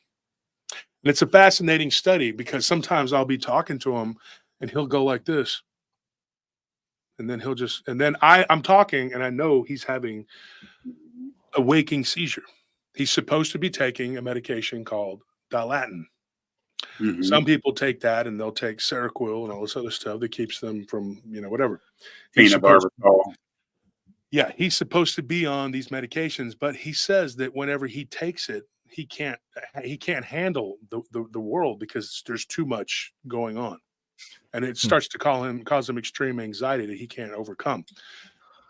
That is because he's not realizing the entirety of our world. He's blocked off to part of it, and his peripheral is not like ours. So it's very fascinating when he does that. I'll stop, and then I'll ask him, I'll say, what did I just say? And I realized he was having it before he told me that he was having it. It was his mother that confirmed it to me. And I knew this guy for like, I've But known it him was now for like 25 years. minor. It wasn't like he wasn't like, like. No. It's very much like you're just somebody's talking to you and they just get quiet and they're just like, Okay. and they don't even blink. They just look at you. And so, and then they just kind of snap out of it. Then they go, oh yeah. Uh-huh. So what he does is very fascinating. What he does is you tell him an entire story. And I'll give you an example. I'll say, so there was a train coming, right? And the guy barely made it across the tracks. He nearly died. He nearly died. His car was left on the tracks, but he got out of the car. And this is actually a true story. It's something that happened to Ryan Edwards at the conference before last. And everybody was having a laugh about it. He survived, but his car was on the railroad tracks. He finally got out of it and he walked. And he had this black trench coat on, and it was like waving. And David Weatherly and Lyle Blackburn and Ken were all laughing about the way he looked like Dracula getting out of his car. And the train wasn't that close. I mean, it came close to hitting his car, but he was long out of it already. He was safe. So they were laughing about it. But like his car got so small, it got stuck on the railroad tracks. He couldn't get it off. All right. So, but if you were to see, y'all heard that whole story. So if I told that story to this guy, I'll call him C. I'm not going to say his name. He's a friend of mine. But me and him have talked about this before. Like now I finished the story and I said, hey, C, tell me that story back. He's going to remember parts of it and his brain is going to fill in the blanks of the parts you don't remember. He's going to make a bridge and fill in what he thinks was said. Now imagine that. And your whole world is like that. So you got to understand that is a severe learning disability, but he has been able to live his life. He's now in his 50s. He's able to live his life like that. And people think, oh, he's a mean guy or he's crazy, he's this, he's that. No, it's a severe learning disability that he hides. So that is kind of what we do as a species. And I'll say, this is what he would have told me with that story. It would have been something like this. So a guy got stuck on the railroad tracks, but because he's Dracula, he got out of the car and he was able to, keep the train from hitting him. So he must have had some kind of magic power because, he stopped that train from hitting his car. And everybody had a good laugh about it because of his amazing ability. Right? That's the kind of thing he would have come up with in his brain. We as humans do that. We as people do that. We as a species do that. We want to come up with reasons.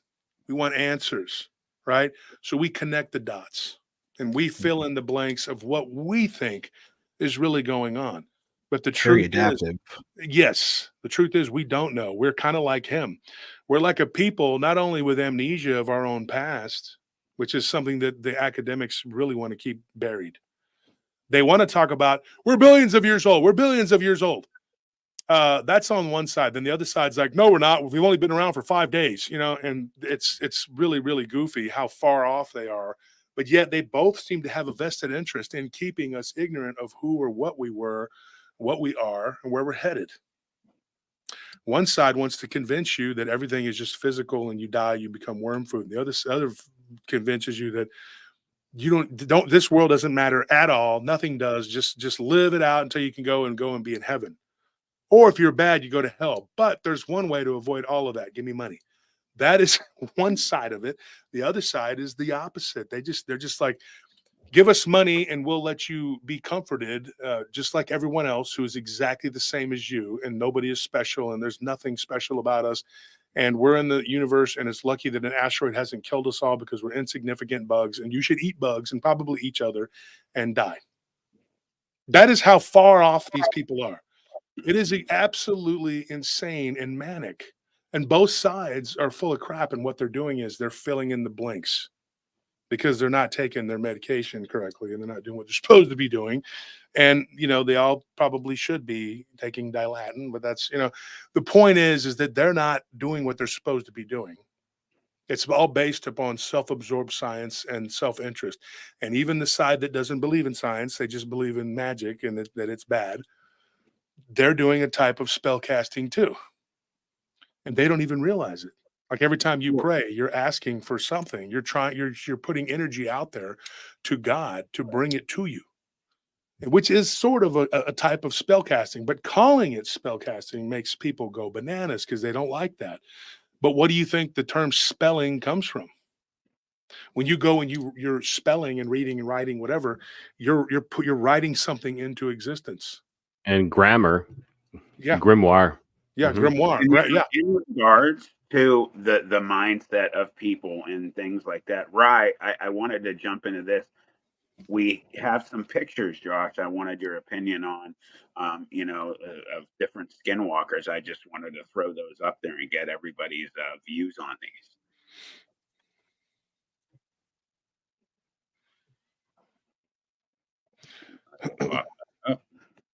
So this is the first one that you had sent me there, Matt.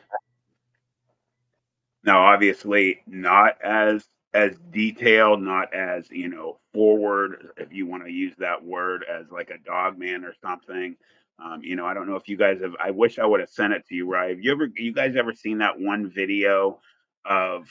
It's kind of looks almost like a lion or a tiger or a black leopard laying in the desert on a rock, and then all of a sudden it changes and jumps up and runs away. Have you guys ever seen that one video?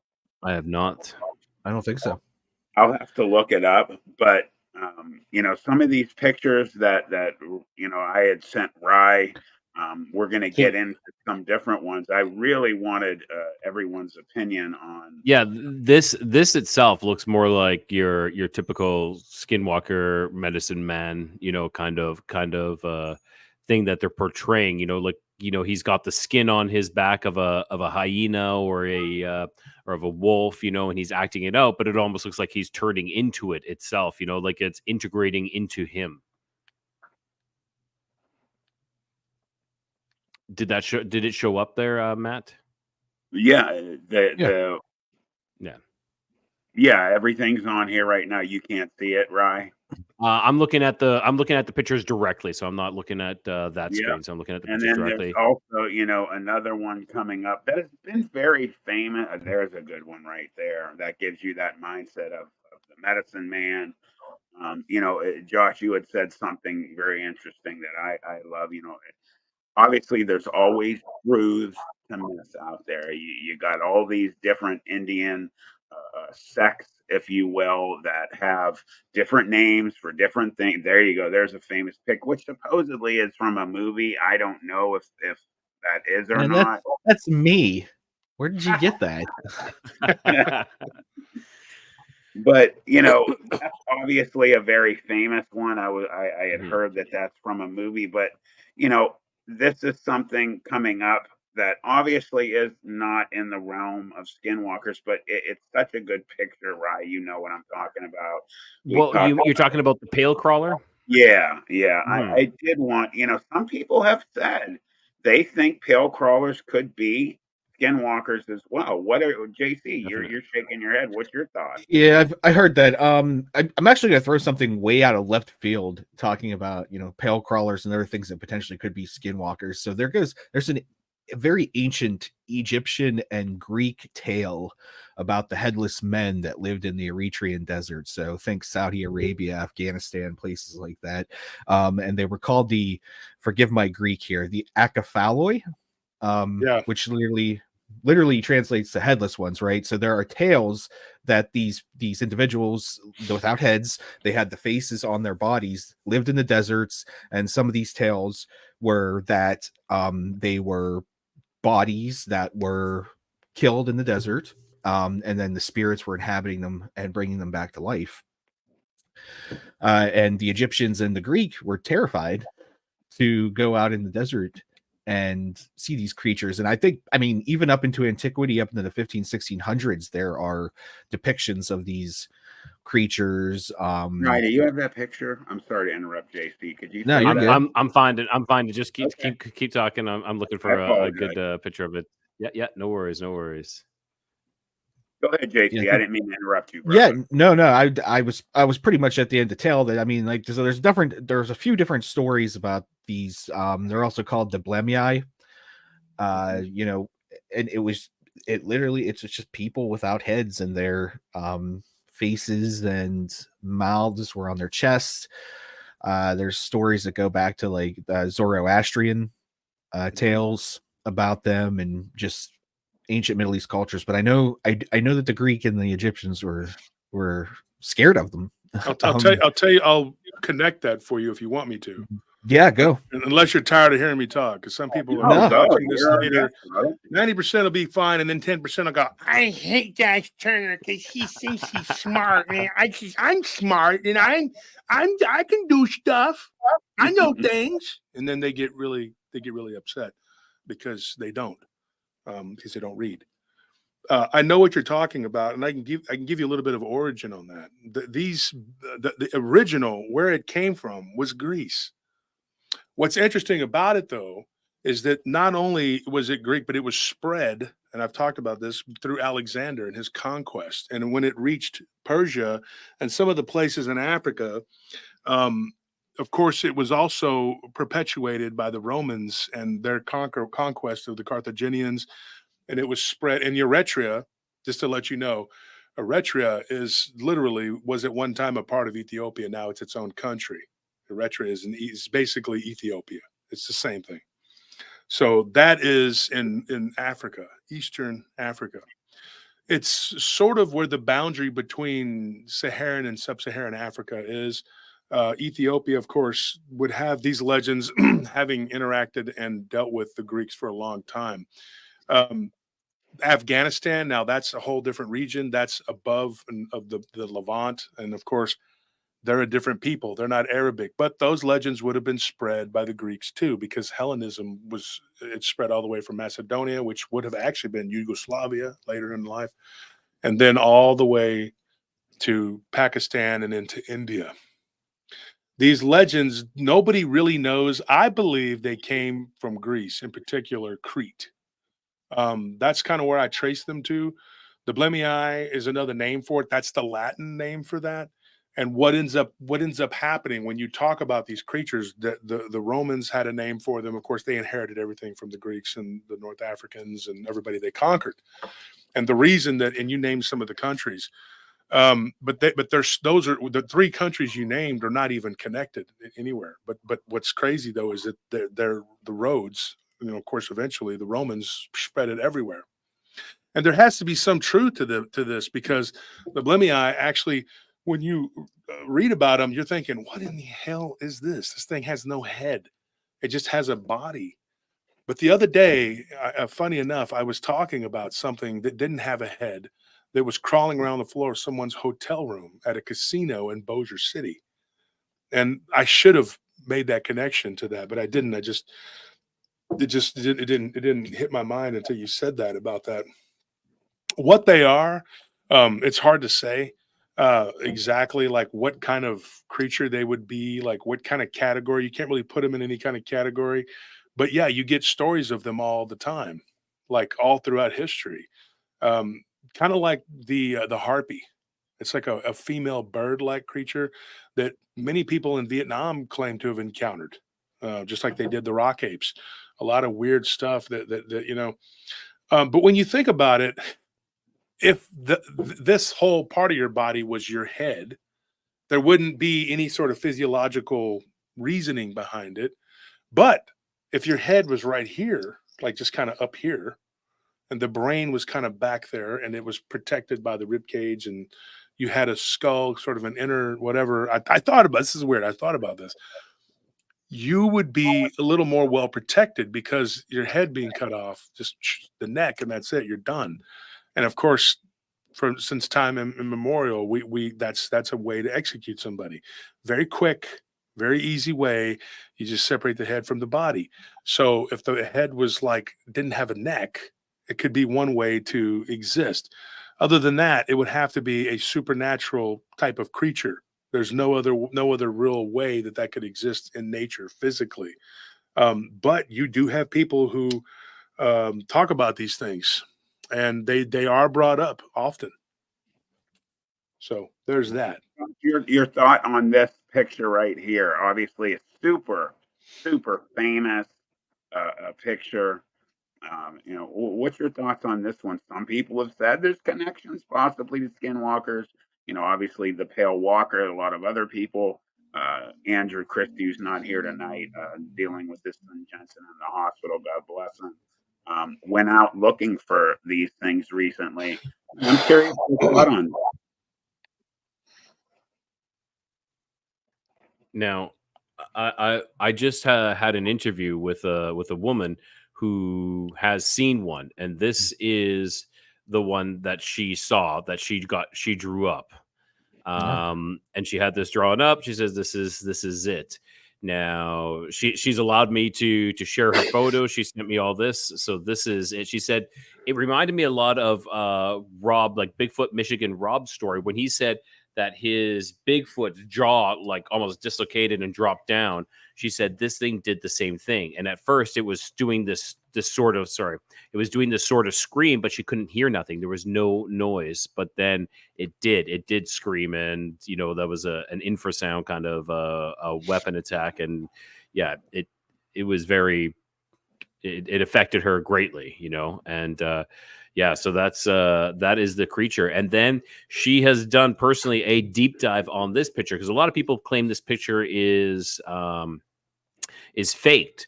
It got run through it got ran through, and someone's like, it was detected as a fake photo. And the reason why it was detected as a fake photo is literally because of this logo that was put onto it. There is nothing actually faked about this photo. It has gone through so many. She spent 3 years digging deep on this one. So this was, pale crawler, or the rake, as some people call it, or could it be a skinwalker? I think it could be all three. It really could fall under all three of those categories, personally. Or the rake could be a pre-skinwalker. Yeah, you are correct. Yeah, it definitely it can be all of those. Yeah, that's an amazing person to talk to. I don't know, Josh, if you've talked to Missy Lay. I think I have. Yes. Yeah, she's got some great information. She's made it her life. She's writing a book right now, and wanting to film a documentary as well about this. And I know that the Sasquatchers are actually making a documentary about pale crawlers as well right now. Yeah, I have a lot of stories about those. A lot of them. Mm-hmm. Yeah, that's Drew's baby is this Pale Walker documentary. And Josh, before we get off here, I wanted to let you know that Drew was unable to make it tonight. But he wanted to extend his welcome and that to you, and he was kind of fanboying a little bit. Drew, if you're listening, I'm sorry if I'm embarrassing you. But he was really upset that he missed the show, and that he wanted to get in touch with you. So you might see him reach out at some point in the future, if that's okay. Yeah, I have no problem people reaching out. Some people act like I'm not approachable. I'm very approachable. I try to answer most people. Rye and me have been friends for a while. Yeah, and of course, Matt was at my conference, and we talked pretty regularly. I'm proud of you, Matt, of what you're doing. And Rye, it's kind of sad that you guys aren't doing the lost frequency. And you and Paul kind of had your own, you went your separate ways, but at least there's no feuding.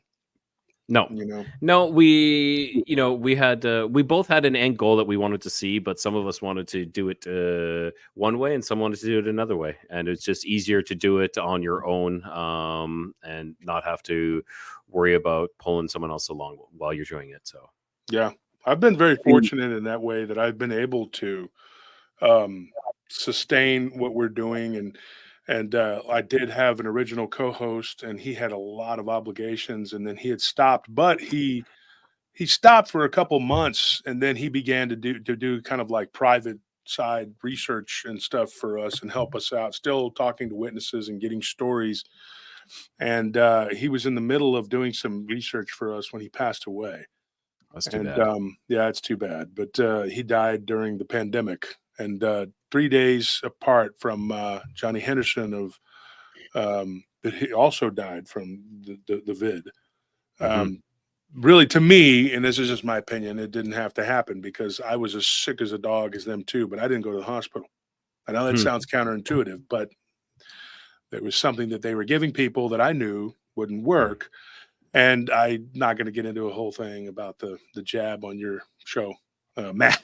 But I would just say this: when you're trying to build something that is made from, and I'm going to say as vague as possible, but I have to say this: when you're trying to build something to stop a rhinovirus, you don't use a retrovirus shell. That's all I'm going to say. That's all I'm going to say.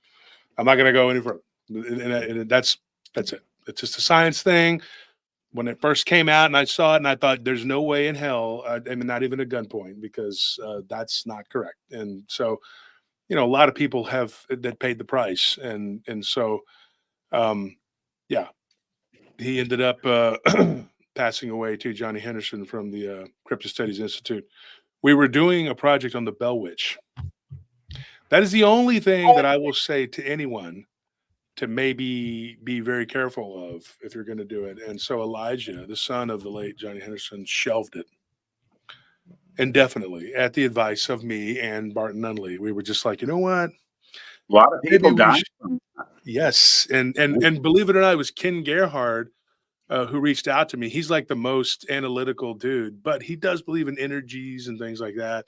And we were talking and he goes, there's a curse attached to that. The next day, we were talking about Jason Bland earlier. He's going to be on the show Saturday. It's just funny because Jason, we talked on the phone. He called me. He says, I heard you were sick. Everybody was checking on me. Nice people. I have a lot of good friends. And he says, I heard you were sick. He goes, the Bell Witch is a curse attached to it. I said, yes. Ken just told me this yesterday. And then Barton, you know how Barton talks. He's like, brother, I don't know about this stuff. This Bell Witch, it's not good. And I'm like, yeah, it's definitely scary.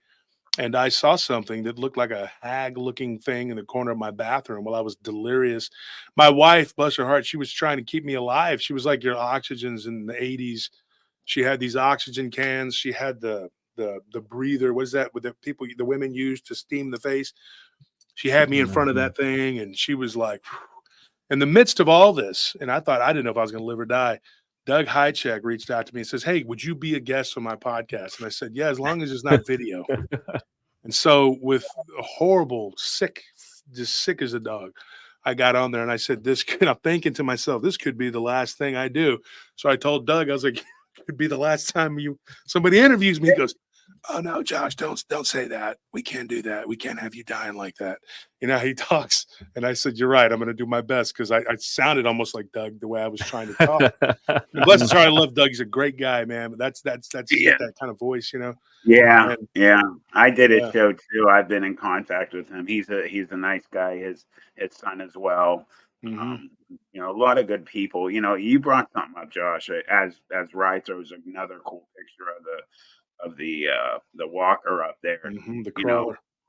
The crawler. I just have to address this.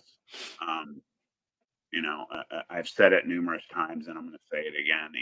I would not be doing what I'm doing if not for going to your conference and first being on your show as a guest.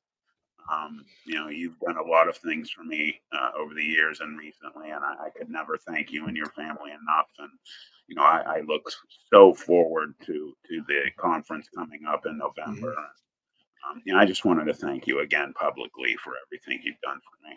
Well, I appreciate the kind words, JC. You're invited too. You and your guy. Bring Andrew. him on. And what's his name? Andrew. Yep. Andrew. Mm-hmm. Drew. I thought you said you said Drew, so I was like, okay. Well, I call him Drew. Yeah, Drew for only short. You can Drew call him Drew. Can we call him Drew too? Anybody can call him Drew. Anybody can call him Drew. Yay! And then of course, Rye, you're not invited because you live in Mexico. And no, I'm gonna try. I really want to try making it up, man. I really think you'll make it. You think we'll see? We'll see. Yeah. I'd love to have you there. I'd love to have. Yeah, it would be cool. The last conference, Matt could tell you, we had about 100 and some odd people more than the first one, which was about 500-600 people altogether. It was a lot of people, but it was fun, man. We had a blast. We had a blast, and I'll tell you this: the Sunday, and I keep saying this, nobody had seen a Sunday do that before, and nobody believed we could do it. Nobody believed that we could do that. Everybody, Ken was like, he comes up with his hands on his hips. And he's holding those keys. And he's like, I told you, I knew it. The Sunday's going to suck. Barton got everybody drunk. Mm-hmm. It's like, ain't nobody coming in. They're going to be, what did he say? They're going to be hungover. They're all going to leave. And he's like, we're just wasting our time. I was like, dude, chill out. I said, It got and packed.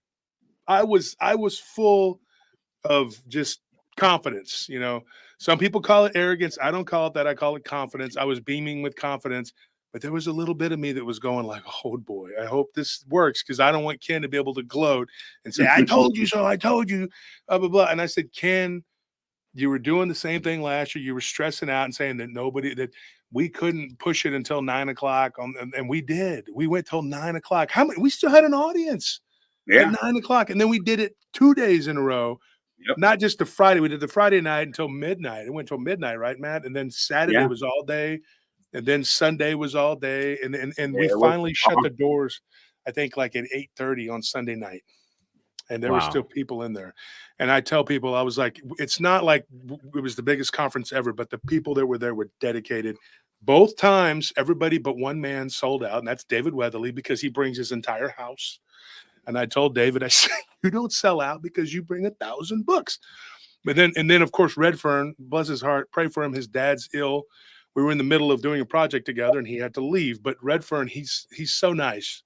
He's the one but he always sells his books for really cheap, because he truly is a good guy, and he just wants you to read them, and he wants you to enjoy it. And your table, you know, he's got his table set up across from ours, and people are going over there, and they're like, how much for the book? He's like, oh, $15.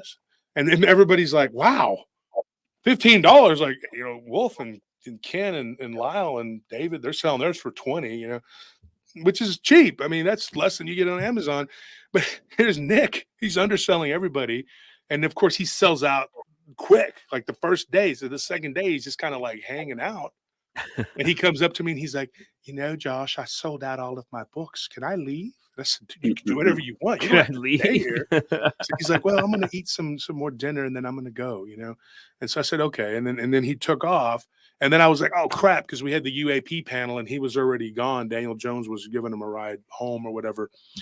So I was like, crap, we missed him on the UAP panel. But he sold out because he sold his books for so cheap. And I was like, dude, he is like one of the nicest guys that you'll ever meet in this field. And when I first talked to him, he didn't know me from Adam. Like, you know, he could have just been like, who the hell are you? Some guy, you know? And so I did him a solid. I said, I know you're into the whole chupacabra thing. And I said, I want to do a show on it, but it's still down the road, because I start working on shows 2-3 months in advance. And I said, I know I'm going to do a show on that. I said, I have 3 witnesses.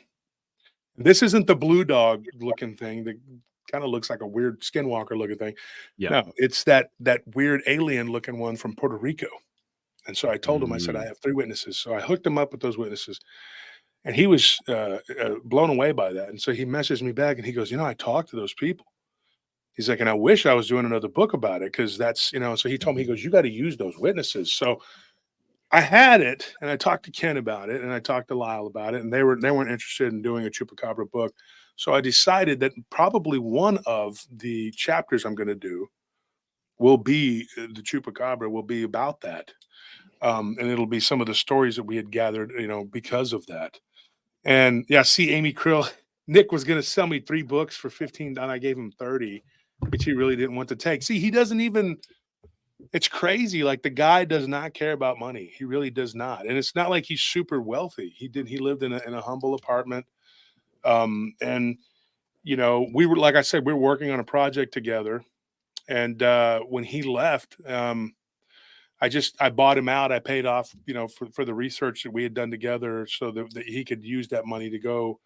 And, you know, he didn't even want to take the full amount. I had to make him do it. I said, take it, because you might need it. And he's like, well, you know, you can pay me in 6 months if I come back.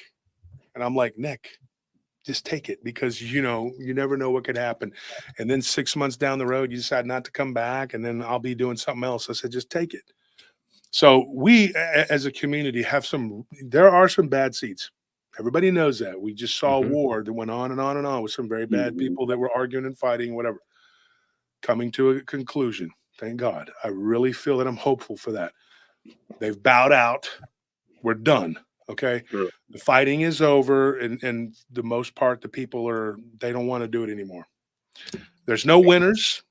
I can say I outlasted people maybe because I'm just that damn stubborn. I don't know. Otherwise, there's no winners because I just was not going to give up my position. I'm telling you, because I don't care what anybody says. Right is right and wrong is wrong.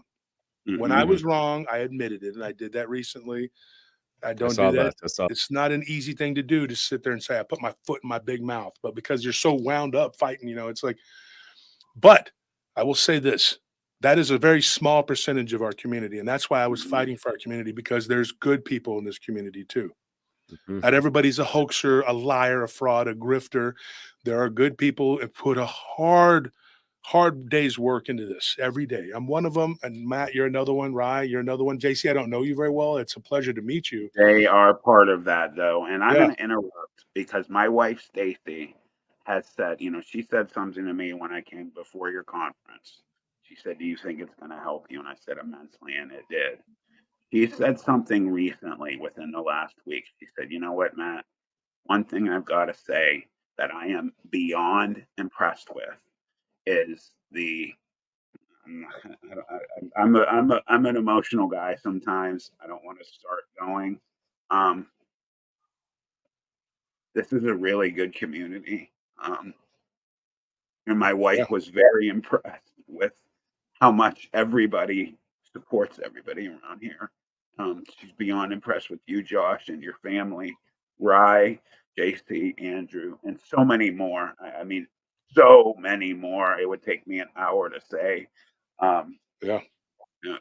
They're good people, and I just wanted to say that this is an incredible community, and I'm so proud to be a part of it.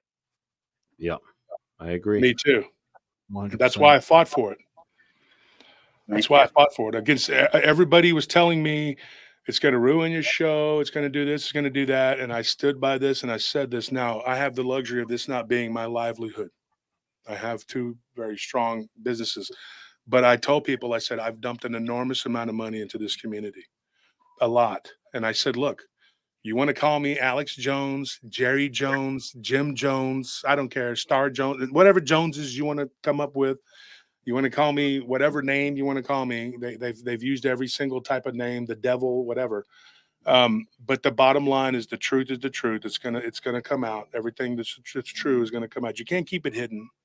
And I tell people all the time that if you do things with the right intentions, it will work out. And I kept preaching that every day. And I said, look, it didn't hurt us. In the end, we are right back to the growth, going up into the conference. We're growing faster than ever, and we're now at 32,100 and something. Nice. So we're well on our way. We're making more money than ever. I mean, and that wasn't the goal.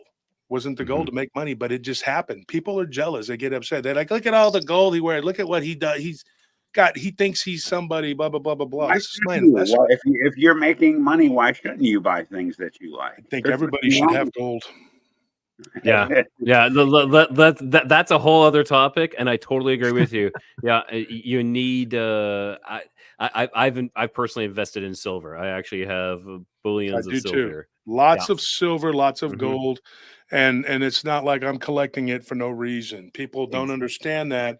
And then I did a little something back in the day. I invested in some things, and it was controversial. I bought stock into something going into the Iraq War.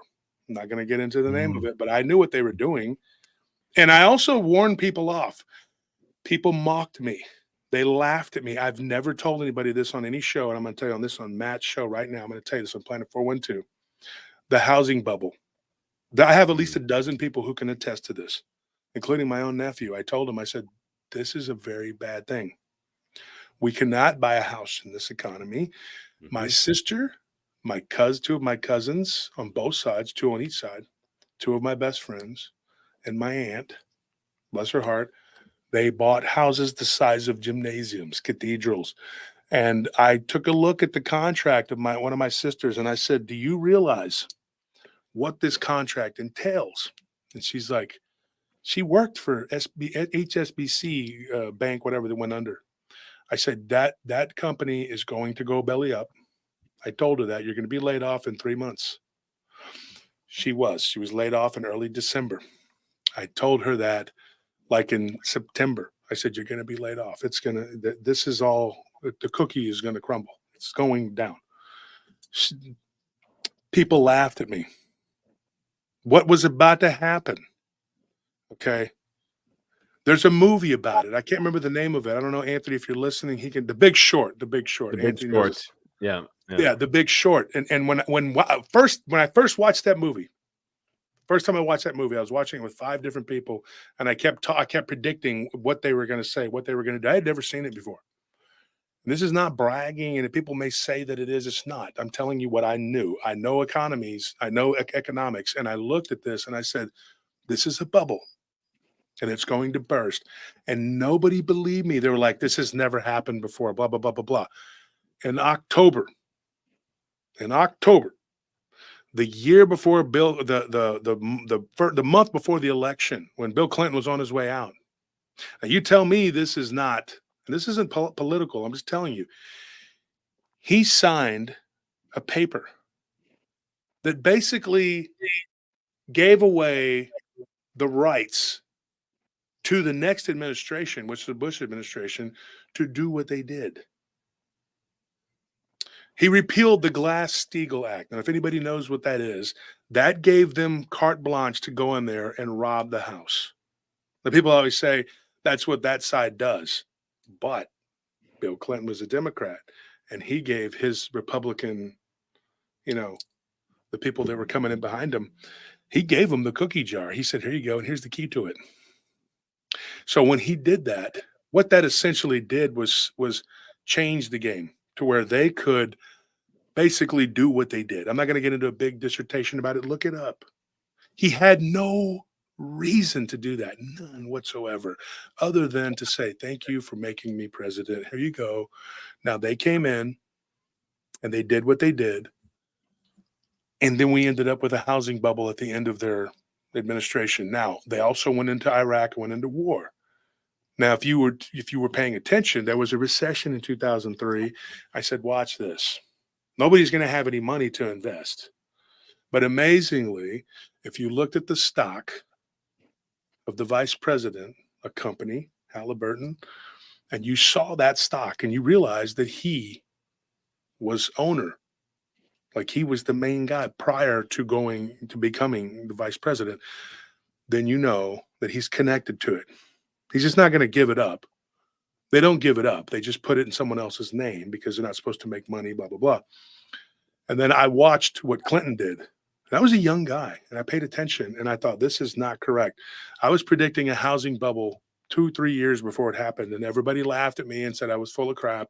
And when I looked at the contract of my sister's house, in the middle of it, they wanted her to make this humongous balloon payment. And then after that, untenable, completely untenable, then she was supposed to like quadruple her mortgage payments.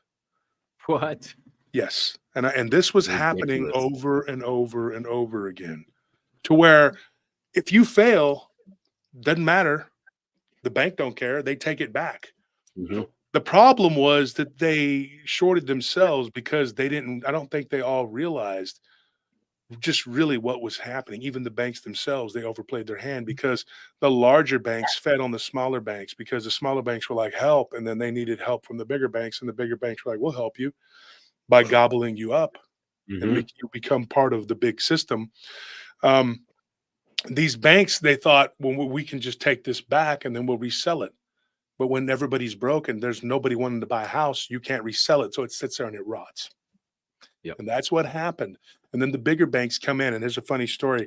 There was a lady, I went in to talk to Wells Fargo because they took money out of my account and it wasn't correct. And so I needed them to make it right. And so I went in and I talked to this lady, and she was from El Salvador. And she was very, very smug. And she says, "No, sir, we don't make mistakes. But the computers don't make a mistake. That's why when all the other banks fail, Wells Fargo is still going." And I said, "Excuse me." I said, "The other banks failed and Wells Fargo was big.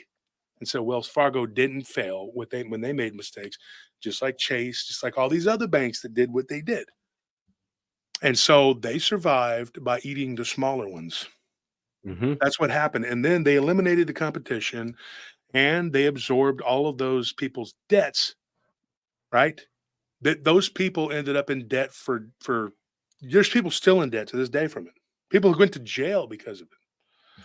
But if you were paying attention, you would have seen the recession in 2003. You would have seen that in 2006, how gold prices were going up, up and up and up. And I started buying at that time. And I invested in certain businesses because, right, wrong, or indifferent, I knew that what was going to happen. I will tell you this on Matt's show: you should go and invest in a company called NVIDIA. NVIDIA stock has gone up through the roof. They started out as a medical supply company, and you can make a lot of money that way. But everything is a gamble. There is nothing that is set in stone that you can say 100% this is going to happen. It's going to be that way, because you don't know. You just don't know. Gold and silver seems to be pretty reliable. Gold and silver will be, but the problem with gold is that it has not moved more than $100, and just up and down. It's like it goes like this, but it's just in the $100 to $120 range. It doesn't really go anywhere. But it's where it's at, and it's going to be where it's at. And even if it does drop down a couple hundred, and people will go and buy it on the dip, even if you're trying to buy it on the dip, there's people that know, hey, it's still going to go back up. So it's going to stay where it's at. And thanks to BRICS. They'll always do that. Yeah.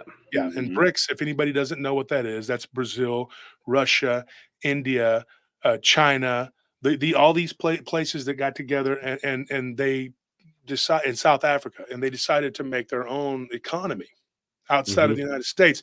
So what we're doing right now in the United States, the dollar, folks, remember, this is a promissory note. It's not even a real thing.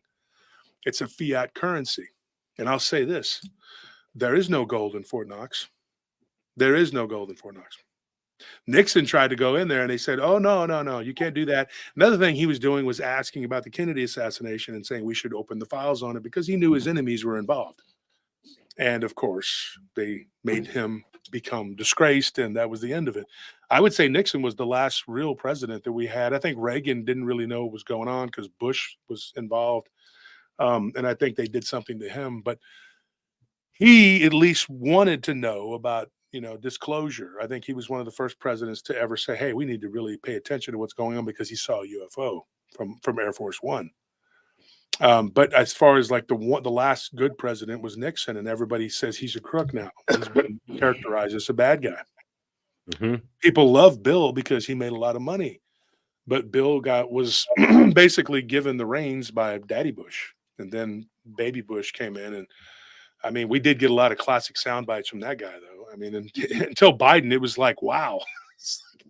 I thought that he was one of the dumbest ever until this guy, and then now it's like, whoa, man! You could look at these two and make talking about talking about Skinwalker. Yeah, the reptilian man. There you go, merman, right there, dude. Yeah. Yes, and the whole thing, just the whole thing. When you look at it, it is so ludicrous. It is so ludicrous. So what's happening now? Current events. Russia knows, and it's been leaked by the German press, that Britain has troops on the ground in Ukraine. So I predict that we're maybe, a few weeks out from Russia declaring war on what happened? Were we done? No, I think he had to go do something. Okay. He gave up. He gave up. Yeah. He said, to hell with this. He's that I'm a Biden supporter. That's it. I'm out. So I think we're weeks out from Russia maybe declaring war on Britain, which, if that happens, we're at World War III. Yeah. I think it is a very, very ridiculous thing that they did. I think it's very ridiculous. And all this money that's going to these other countries, the best thing we could have ever done is just isolate ourselves and stay out of these other conflicts. But that's not how we work. People will ask the question why we don't do that. There's many reasons why. I've said this before, why we went into Iraq. One of the reasons we went into Iraq was not about oil.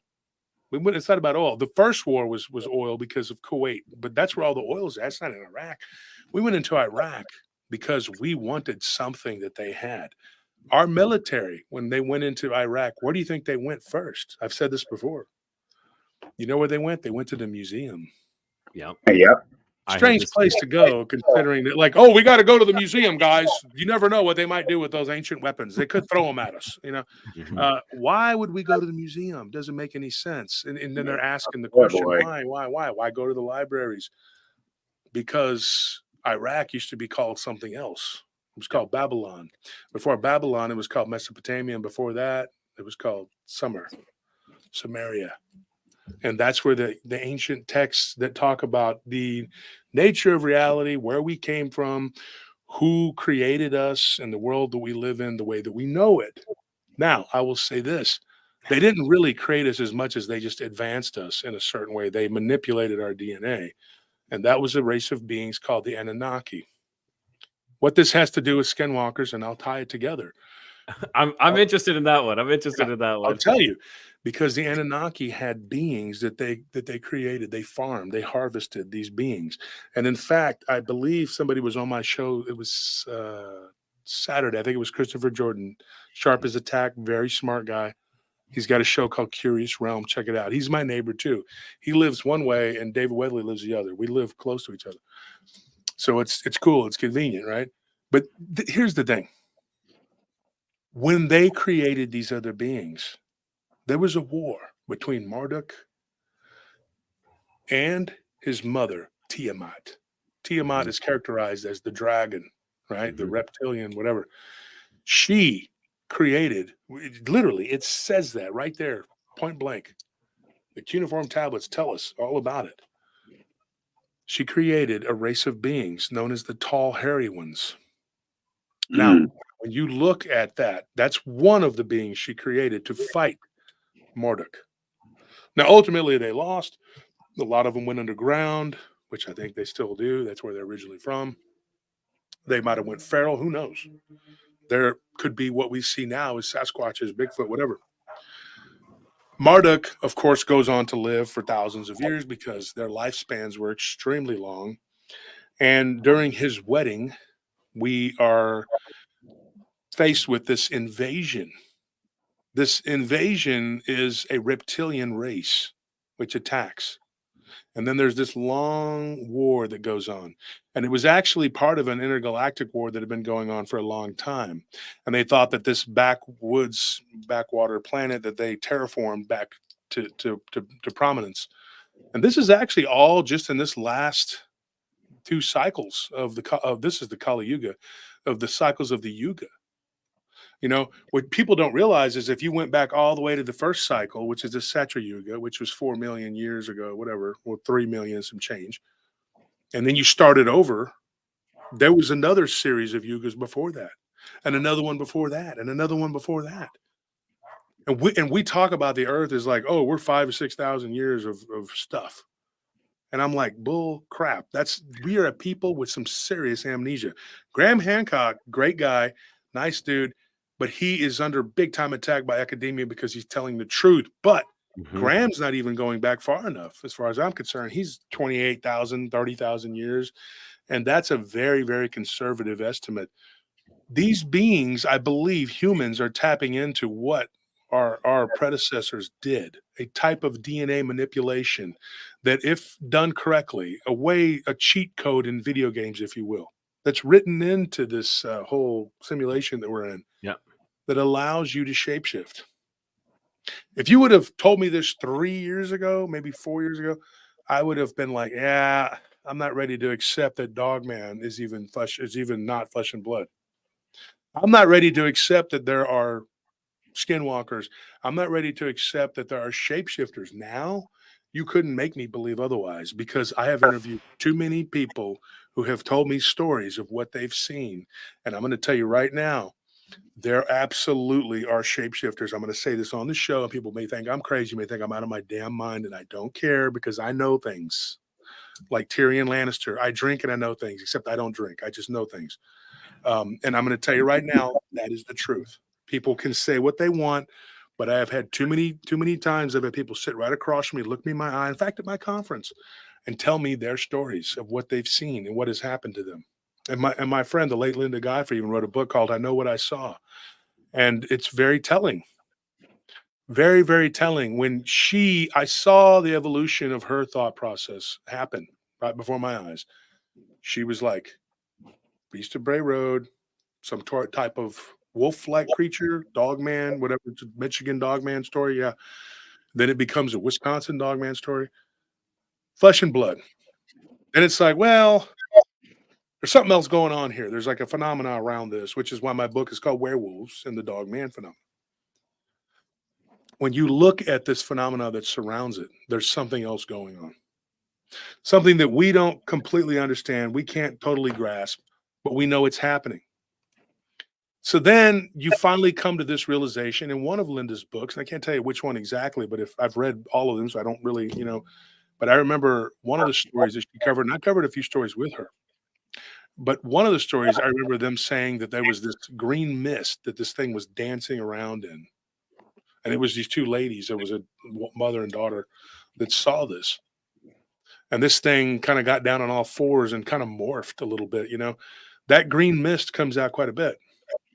Now you got to remember the jinn, the creatures that we were talking about today on my show, they come from a place called the Calf, which is the Green Mountains. That's where they live. It's weird too, because if you look at Venus through a telescope, it's green.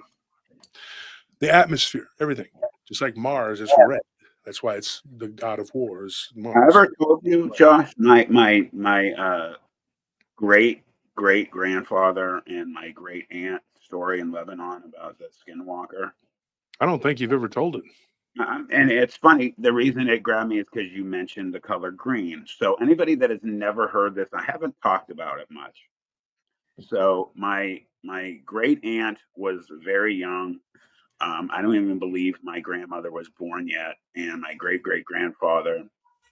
They I lived think by I a think you river told this on on my your interview, but yeah, yeah. but sorry, keep going, Yes, No, yes, yes. yeah, check it out Yeah, on I'm Pervasive interested, man. Service and Let's tell it. Curiosity.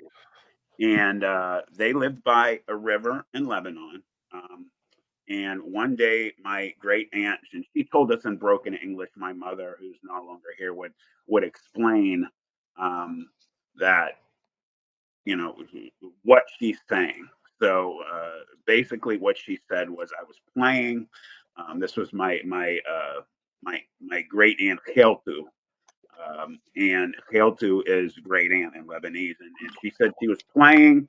She kept noticing out of the corner of her eye in the corner of the room, she kept noticing a shadow that kept moving, and every time she would look, it was gone. So finally, she just started to ignore it, and then finally, she said at one point she saw who she thought was her dad or somebody else. I don't recall exactly which. She just saw a person's shape. She turned, and there was a completely black person walking towards her with green glowing eyes, like the traditional, like going to get her, which she then started screaming bloody murder. Her father was outside working outside, and what my great aunt talked about was the door didn't lock. He said it did not lock, but when he tried to get inside, the door was locked. So he started beating on the door with a cinder block, finally split the door down the middle enough that he was able to look in. And he said, as he's screaming, looking through the door, this thing stopped, turned around, and smiled at him, and then turned back around and started going at my great aunt. He finally was able to kick the door open and run towards this being that was feet from my great aunt. It dissipated just like a shadow. Just he ended up, when he kicked that door in, getting a very large piece of rotted wood because they were by the river. It was like wet, and he ended up getting this piece of wood in his leg. He got gangrene and died 3 days later. So 100% that is what happened, according to my great aunt. And she used to say something in Lebanese we didn't quite understand. And then later, as we got older, she said, Jin, Jin. And so that's the Jin story. And going back, you have a lot of people who believe that there are connections in family, people that have experiences through their lives. I have cousins that have had paranormal things happen to them, numerous ones on the Lebanese side specifically. Now, my dad's side, my great, my not my great, my aunt Shirley on my dad's side, his sister, him and her and my uncle John Caparanis, who passed away, had an alien event. But on the Lebanese side, there has been extreme supernatural things. And then here I come along. I have little things happening as I'm growing up. Then bam, the dog man experience. And then, things have occurred in Beaver Creek State Park and other things. Um, So just a really crazy event that happened in my family in Lebanon, and for all intents and purposes, a jinn killed my great great grandfather. Wow. That's crazy. Yeah. Wow. And again, the green.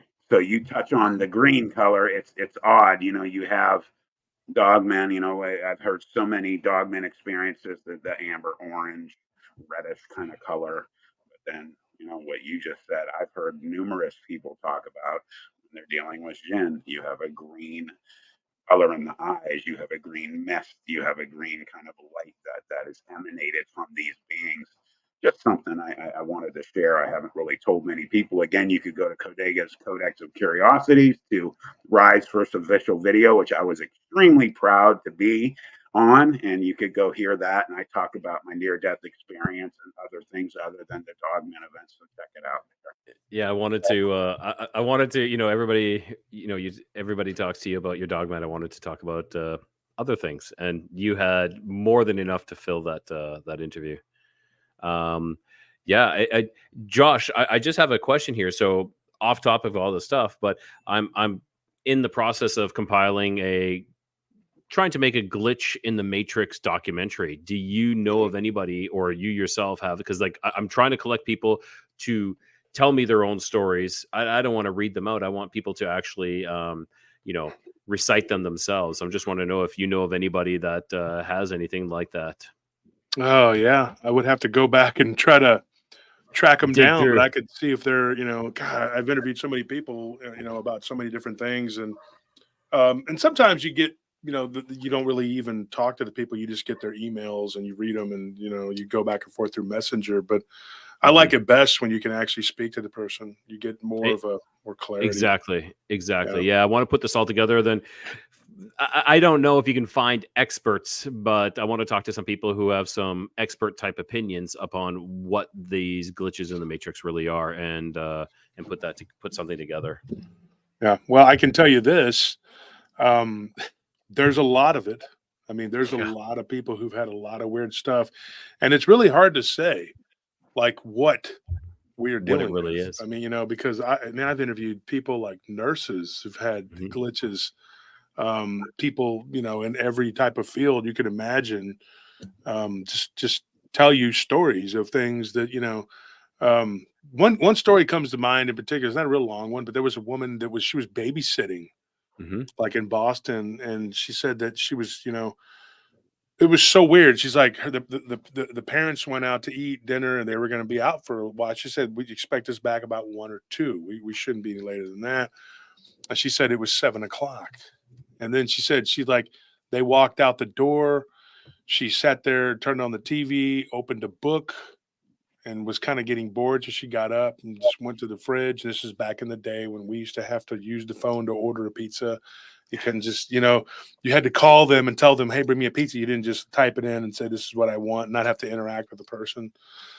And so she's over there looking for numbers for the pizza, whatever. And then she hears the door open and they're talking. And these two people, the mom and dad, come right back in, and they're drunk and they're like, hey, what's up? You know?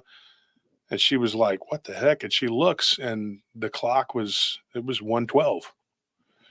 And she was like, 1:12 a.m. You know, like, what happened? So she asked me about that, and she said, do you think I was abducted? Do you think I have missing time?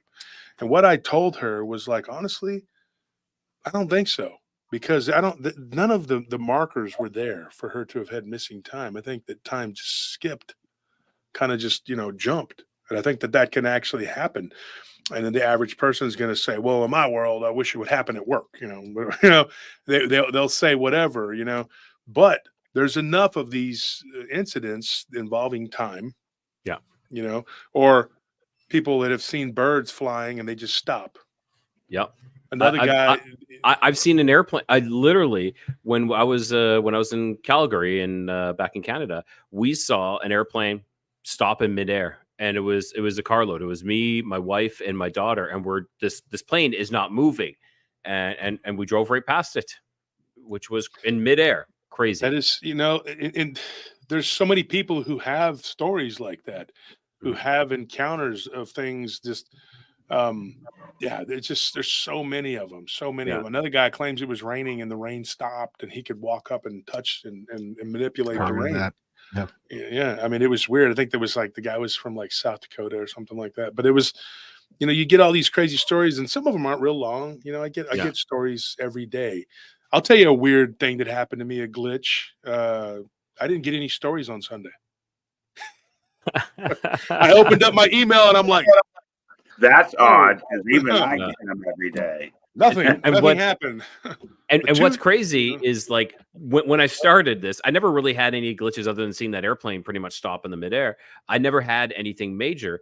When I started pursuing this, I had something happen to me where I was walking in a park, and it felt like the whole park shifted. I literally was exiting out of one exit, and the next thing I know, I'm getting all dizzy and discombobulated, and just I'm like, what just happened? And I'm standing at a different exit. I'm at like, there's 4 exits, and I'm at the next one down, and I have no idea what happened. And I'm standing there, and I'm like, okay, this is strange. And I messaged these guys here as soon as it happened. I'm like, you guys will never believe this, but we didn't. We didn't believe it. Right. It's called being drunk, in case you didn't know. Oh my gosh. I don't drink anymore. I really don't drink. I don't drink it. After that event. Yeah, that was crazy. Yeah. But JC, let me ask you a question. What is your show? Tell us a little bit about what you do. So our show is called Sasquatchers. It's myself and Andrew, and we are fairly new. I think we started in September, and we've just been on a tear since then. We had episode 39 with James Zubsky on the Klickitat Ape just come out yesterday. We also have a mini series that are just a few minutes long that's called Far Out Folklore that just started, and we had episode 2 post on Friday of that. So every week we're doing that. Andrew and I have just been interested in the paranormal for a long time, and I just told the guys in the chat that I'm a normie. I not really had any paranormal experiences, and I'm always jealous of other people having these. Like, I'm just immune to them, or maybe I'm just not paying attention to what's going on around me enough. So I just consider myself more of a researcher. Andrew's a little bit more in touch with the paranormal side than I am, and we've just been, honestly, the best part, September, thanks, Drew. The best part of this has just been getting to talk to everyone and meeting everyone. Like, I never thought I'd have new best friends, but like, we're all sitting in here right now and just seeing the outpouring of love that the community had for Drew and his family and everyone else tonight has just been insane. Like, I don't even have words for it, really. So I don't know if you know that, Josh. Yeah, Drew's son has a tumor going behind his eye, and they rushed him to the Children's Hospital for an MRI. He's getting emergency surgery tomorrow. And he's been up 2 days. He's there right now at the hospital with his son. He's actually been in and out. Nellie, if you're paying attention, Nellie, I don't know if she's watching, but you need to post that in the Paranormal Roundtable prayer group. We have a prayer group that's been very awesome. Good. I mean, it is, when people pray, it has really done, like, I'm not joking. I've seen some really crazy things, man. I mean, I don't call it crazy, but it's the outside observer might. But we have some really powerful prayer warriors in there, and they'll get after it, believe me. But it's like manifestation, you with prayer, and when you have more people coming together, you can manifest things faster and stronger. I totally believe in manifestation. Together. Exactly.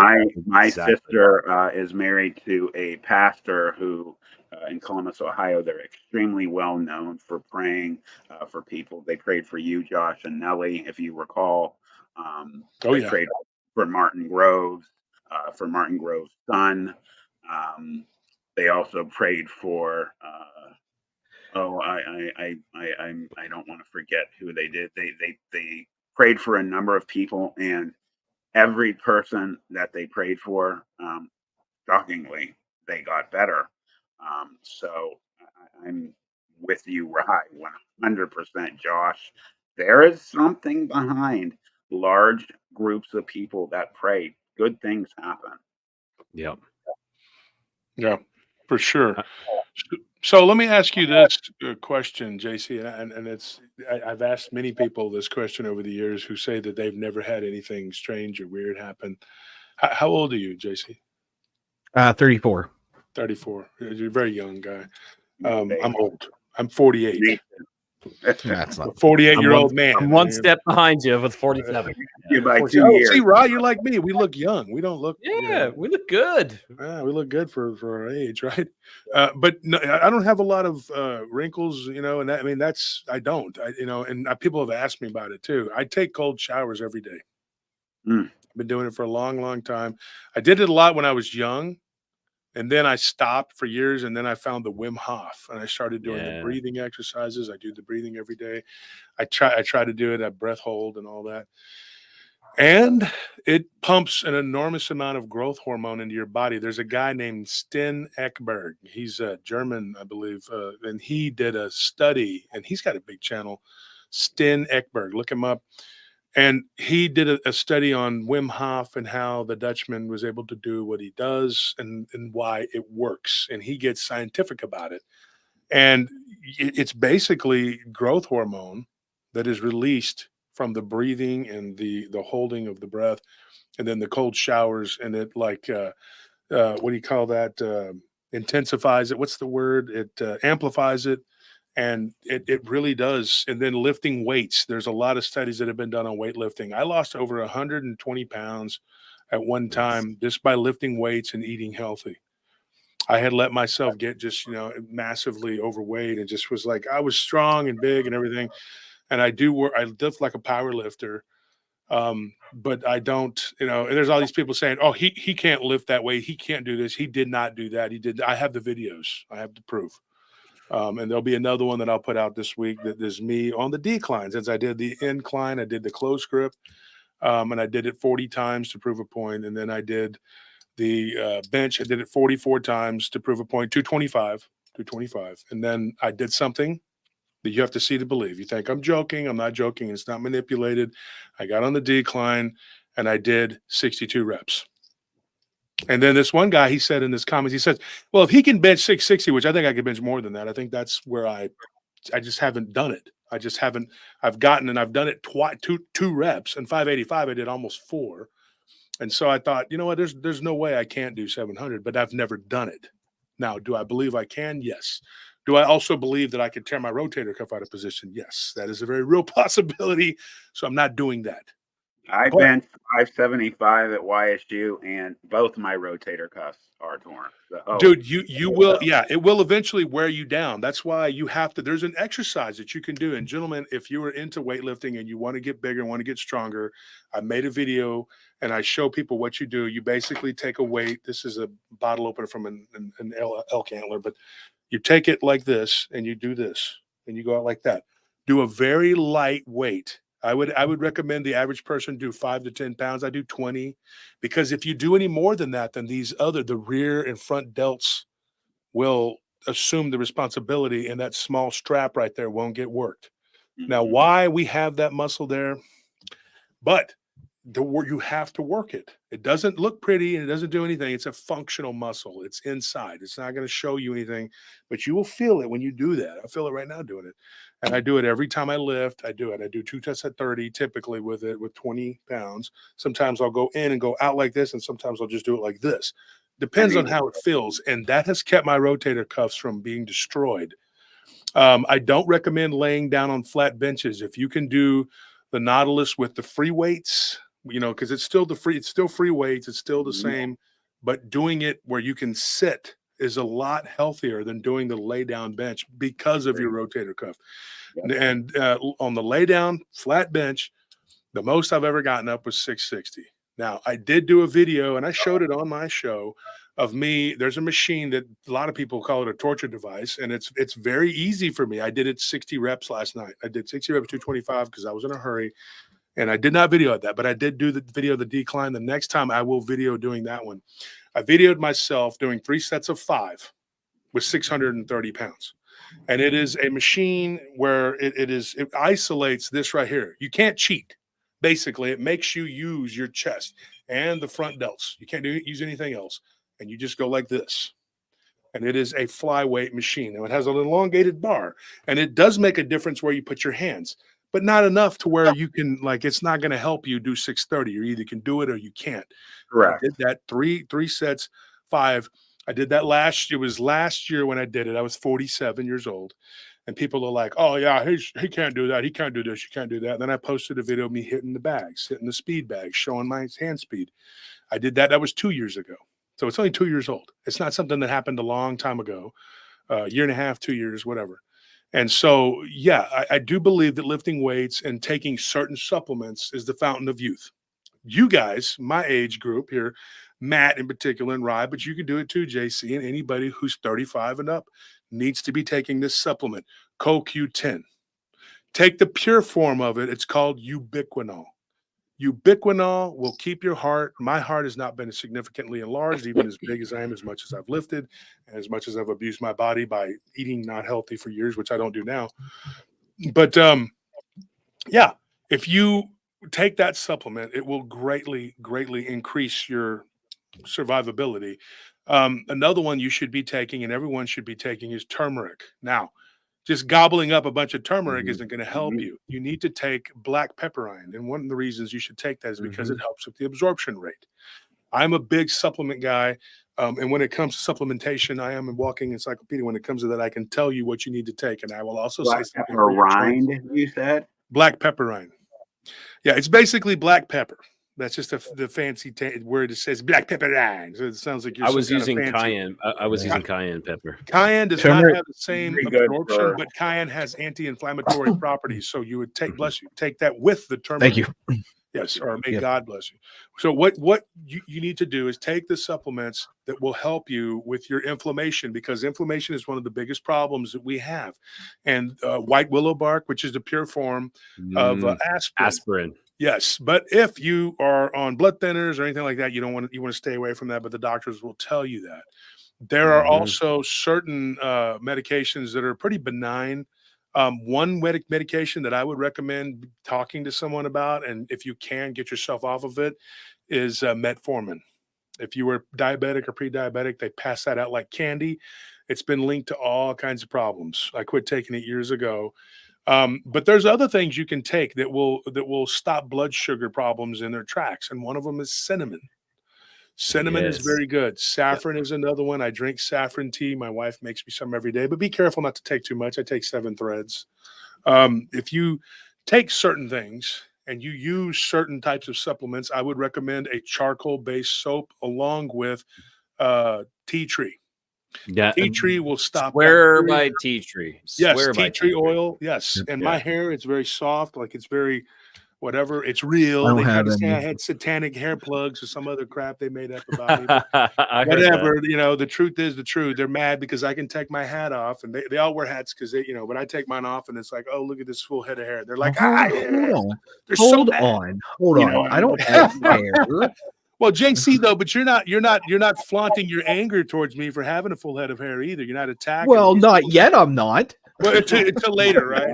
But speaking of, I'm not doing supplements, but I'm doing ketovore. So I'm doing a mix of carnivore diet and keto diet, and I've cut out all sugar and all carbs out of my diet. Cut out sugar, but don't cut out all carbs. Well, I cut out the carbs now because I need to reset my gut health right now. And I know someone else put in their bone broth, and that is fantastic. Bone broth is wonderful.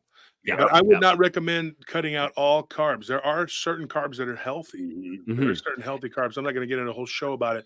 You need to do this, though. We're doing a 3-month. We're doing a 3-month, and then it's going to bring back in things, because we need to reset. I need to reset. It's not about losing weight at this point. It's about, I really need to cut out the sugars because I have I have skin problems and they're related to sugar. So it's psoriasis. It's a big thing. No, I don't have psoriasis. Because psoriasis is hard to get rid of. Yeah, no, this is my mom has that. This is something else. It's like a. We won't talk about it. Here's the thing. It's a fungal. It's a fungal. It's kind of like this. I have these white patches all over my body. Have you tried taking a shower, Rye? Have you tried using the tea tree soap you're swearing by? Yeah, I actually shower at least twice a day. 2 to 3 times a day is what I shower because it's so muggy and sweaty down here. You got to shower all the time. Yeah, where you're at, you go outside and you're drenched in sweat. Oh, You're right. no, you wake up and you Yeah. walk down the stairs and you're drenched in sweat. Very much so. Yeah. It's crazy. I could tell you this, what the supplementation for gut health.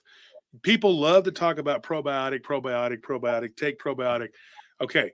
People don't talk about prebiotic. They don't take prebiotic. Prebiotic, you have the flora and the fauna. You have to have both. You have to take a prebiotic with the probiotic, or the probiotic will have nothing to eat and it will die. And also, you have to refrigerate probiotic for it to be good. Yep. And yogurt is not a good source of probiotic because what do? We zap it. And when you zap it, the pasteurization kills what you need.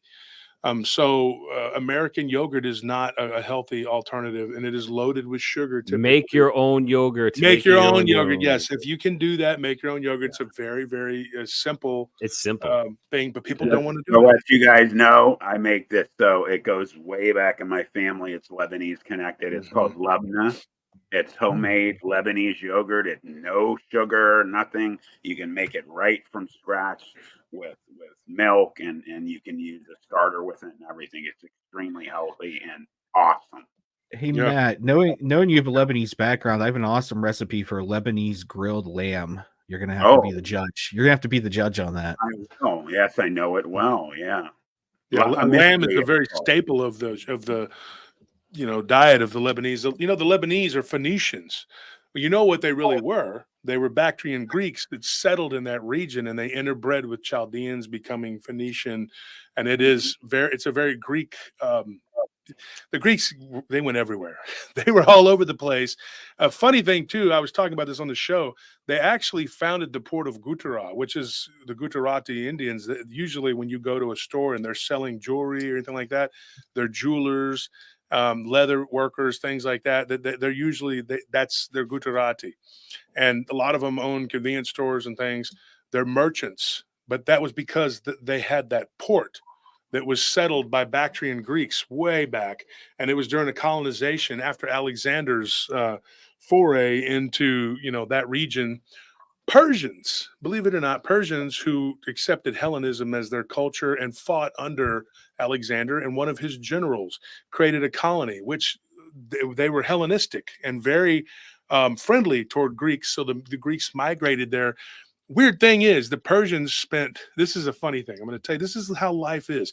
The Persians tried to invade Greece and make them a part of their empire over and over again for centuries. And then Alexander comes along. His dad, Philip, had been planning this for a long time. He says, we're going to conquer Asia Minor, and then we're going to conquer Persia.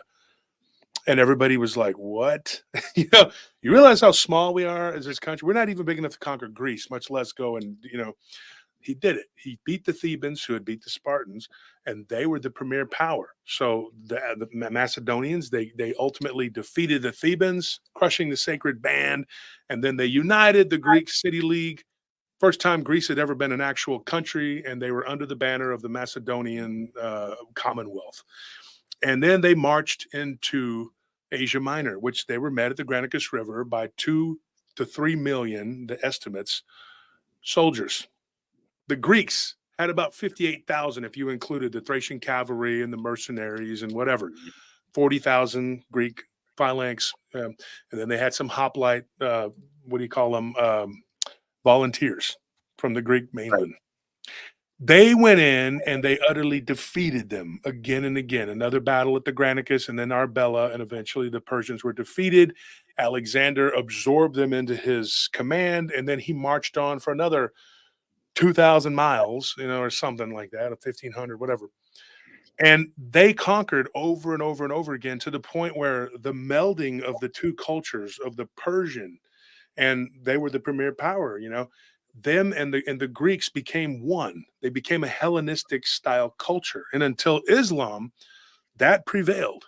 And there was a lot of intermarrying, and all the ports were manned by Greek, basically Persianized Greeks, or Greeks with Persian influence, and it became basically the trademark. The Greek and Persian were kind of just one, and the port city of Alexandria, which became the capital of Egypt for a long time, it wasn't always Cairo. that became like a symbol of international Hellenism. And when Christianity took hold, the Byzantine Empire, which wasn't called that when it was an empire, the Eastern Roman Empire, Hellenism had already opened the door. It had been open for a long time. And when Orthodoxy took hold, which became Lebanon became a stronghold for Orthodoxy, which broke up into three other religions. And of course, the Greeks just were all over the place. They were seagoing people. The Romans, not so much. The Romans didn't leave the Mediterranean. The Romans, as we know it, they say they didn't. But we know that there were other seafaring countries and people from those countries who may have made it to the United States because they found Roman coins. Now, does that mean that the Romans came here? No. That means that somebody that used Roman coinage came here. Now, a quarter of the world lived and died under the Caesars. Everybody knows that. But when the Romans adopted the Greek tradition, it basically just followed along that path, and it opened up the entire world to Romanism, which originally was Greek. So that's why when we were talking earlier about the creatures with the faces on their bodies or whatever, which some people believe it originated in like Libya or Ethiopia or Ethiopia, as they called it. It was all just Greek because the Greeks had settled there too. They had colonies everywhere. And so even to this day, so Matt, I would hazard to guess, has a lot of Greek blood in him. Yeah, I read the Greek War of Independence too about You them disgust fighting. me, Matt. Well, actually, I'm sorry. I take that back. We got our DNA checked. I have a very small amount of Greek, but it's definitely intertwined with the Lebanese. Mhm. So again, I'm 50% Lebanese, 50% German, Irish, but absolutely there is Greek in it. And then talking about the good food, going back to JC, so many similarities between Greek and Lebanese food as well. They're very much similar. The grape leaves, Yep. everything is the same. Flatbreads, The flatbread, yeah, the pitas. naan bread. Yep. Yeah. And you have like a lot of people love shish kebab. It's called laham mishwi in Lebanese. Mhm. You get two kinds. You get lamb, which is the traditional, and then you have beef, which is another kind. You have different types of things. And grape leaves are definitely one of my tabbouleh, Tabbouleh. hummus. I love tabbouleh. Yeah, I love hummus. Definitely I have a some in lot the of fridge. Be eating some after the JC, show you when I'm love done to here. bully people. Yeah, well, that's what they Off to say. that. The tabbouleh, and what it is really is each region had its own version of the same thing. Like Got to have a tabbouleh. lot of lemon in it. Mhm. That's Well, one of the lemon was not only for taste but preservation, especially in the warmer climates. But people don't realize that Lebanon, like the city of Tyre, which is now, I believe, in northern Israel, it was once part of Lebanon, and or is that vice versa? It's now part of Lebanon. It was once part of Israel. I don't know. Either way, it's in the Levant. And an amazing thing that Alexander did, he dug a tunnel under the ocean and they thought that they were impenetrable. His inspiration for that was the fall of Troy. Troy thought that they were invincible. And we know now that Heinrich Schliemann, he actually excavated it and went down 8 levels, and that's where he found the mythical city of Troy. And of course, the gods were very, very instrumental in the war. And when I first read the Iliad, I thought, okay, so, Homer's basically just adding a lot of creative license. He's saying that the gods were fighting this and that. Now, knowing what I know now, I'm believing that that was probably the case. They probably were physically there fighting on both sides as the Anunnaki. And they were probably the remnants of what was left of the empire that they had once had. And now they were doing it by proxy, fighting one another through human warfare, having taught them what they taught them. And there were Greek and Trojan gods on both sides that were kind of intertwined, but not exactly the same. And of course, Troy is found in Western, would be modern Turkey, which was once the Ottoman Empire. History is very important, I tell people, because if you know history, then you can study all these different weird mysteries that we're learning about, because history tells you where we've been, where we are, and where we're headed. And unfortunately, in the United States, it is the least favorite subject of the children. That's all by design. They did that by design. Because if you Not, don't know people like math more than history. yeah, because they make it so boring.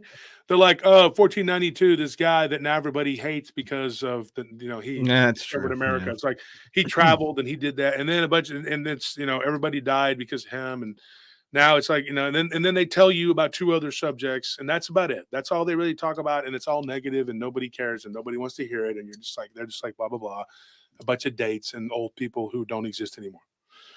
And that's not the case. That is not the case at all. Whenever you're eating something like, okay, for example, baklava. I know Matt knows what baklava is. Yeah. I was eating some one day and I was looking at it and I was looking at the contents and reading the contents and I was looking at it, and I got it from a Lebanese guy. He's a Christian Lebanese. He has a store on Anderson Mill and he's a really nice guy. And I know his family. His family very, very cool. It's a convenience store, but they actually have a little TV in the back, and they have a PlayStation.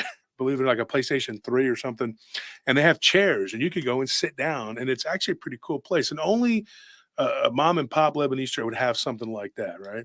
And so I got to know them, and we talk, and I know a lot of the Lebanese people here in this city. I know a lot of them, and the community, Lebanese community. I worked with them. And so I was looking at the baklava, and oh yeah, somebody just said the Turkish. Yeah, there's a Turkish version, there's a Lebanese version, there's all these different versions in the Mediterranean, and you wonder like, what is the history of that? Like, do people do that? And if you do, then that makes you curious, and curiosity is what makes you intelligent. Eventually, you will learn. You'll be like, I'm going to look into this. What is this? Why do they make this? How do they make it? They make it with honey and all sorts of other good things, and they don't use a lot of refined sugar. They don't. There's a place called Phoenician Bakery here in Austin, right off of South Lamar, and you go in there, and you'll see they don't even sell refined sugar in there. They sell piloncillo cone like they do in Mexico. It's the little brown sugar cones is basically what they use. And it is an unrefined sugar that your body can handle a lot better. It's cane sugar, and it's I'm a not big fan of turbinado sugar or sugar in the raw. That's much better for you. Yeah, and sugar in itself is not really good because it feeds bad gut growth. Like Rob was talking about, feeds cancer. It's a cancer feeder. Yes, but it is. there's another thing that feeds cancer too, and believe it or not, you need it. It's one of the building blocks. It's one of the amino acids, and it's something that your body needs, and that's glutamine. So there's 2 things that feed cancer. A lot of people don't know that, but you got to have glutamine. Without it, you don't. But I wouldn't suggest taking it in large amounts. It's not good. Another weird thing your body needs is zinc. You got to have zinc. Zinc helps you be healthy. Unfortunately, when your immune system is functioning properly, there are certain viruses that can get in there and co-opt your immune system, one of them being HIV, and it uses zinc. So, lupus kicks my butt. So that's definitely another autoimmune disease that's very, very hard on the body. And I don't know if anybody knows about this. This is something that very, very popular in Latin America is CDS. I don't know if anybody has ever heard of chlorine dioxide solution. This is said something about that. Yeah, I brought that up to you before, Matt. This is something that is like a cure-all for just about everything and anything. It's not necessarily the cure. It gets your body to do what it should do and cure yourself. And like literally doctors prescribe it here, but if you go into the US or Canada, it's illegal.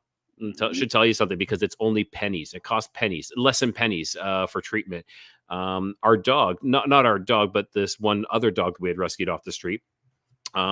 He was on death's doorstep and he was going like the vet was pretty much sure he was going to die. Within 2 days of us giving this treatment, I would say he's back to like 60-70%. We brought him back into the vet wanted us to keep him overnight. We brought him back in and they're like, what did you do? And we're like, we use CDS, and this has been used to cure malaria. It's so many things out there, and it's something I fought against because as soon as you Google it, Google's going to give you all this negative shit about it. But if you actually start to look into it, Andreas Kelkier, I can never say that right.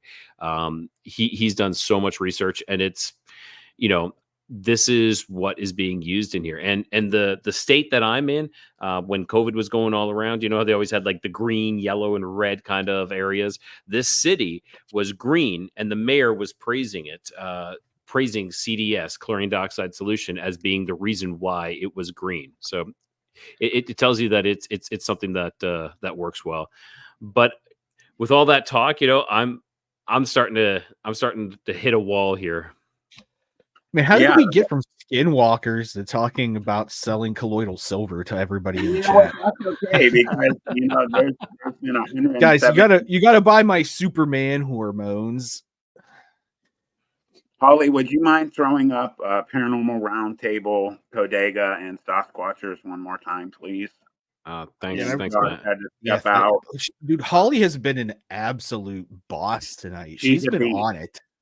For I mean, sure. she always is, but I mean, she's stuck here through this entire 3 hours and just boom, boom, boom, keeps hitting the links and everything. Yeah, she's awesome. And Bristol and Smurfy, if you think it's like ivermectin, it's different than that. You actually kind of create this yourself.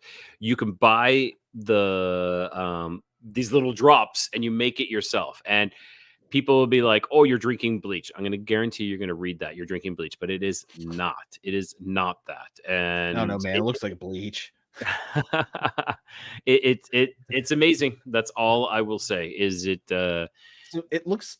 I can't buy it. It looks like you. So you can't buy it mixed in the United States. Is what I'm looking at. And I can buy. I can buy the chlorine dioxide and the citric acid sodium separate and then combine them. Like I'm looking at like you can make it. It's safe. Mm-hmm. It's safe to make, but then it says it's not safe to take. Yeah, like this is what they use to purify blood. They use they use this to actually purify blood. But you can't take it. What bullshit? Yeah, ivermectin is another one that they. Yep, easy to get here. Yeah, well, you can go into any pharmacia down there and get antibiotics. Yeah, you can get whatever you want. You just walk in, and it's dirt cheap too. Mm-hmm. Not like in the good old US US is so expensive. Canada is starting to get a little bit more expensive, but the US is ridiculous. Agreed. Yeah, all these things that are actually good for you, and they tell you, don't take this, but yet they'll allow you to have aspartame, which is a neurotoxin. Unbelievable. Yeah. Aspartame is a straight up poison. It is. They don't put it in anything in Japan, and the reason is because they developed it as a neurotoxin, and they're like, "Why are you drinking this?" The old Diet Pop Tab had aspartame in it, and they all do. They still do.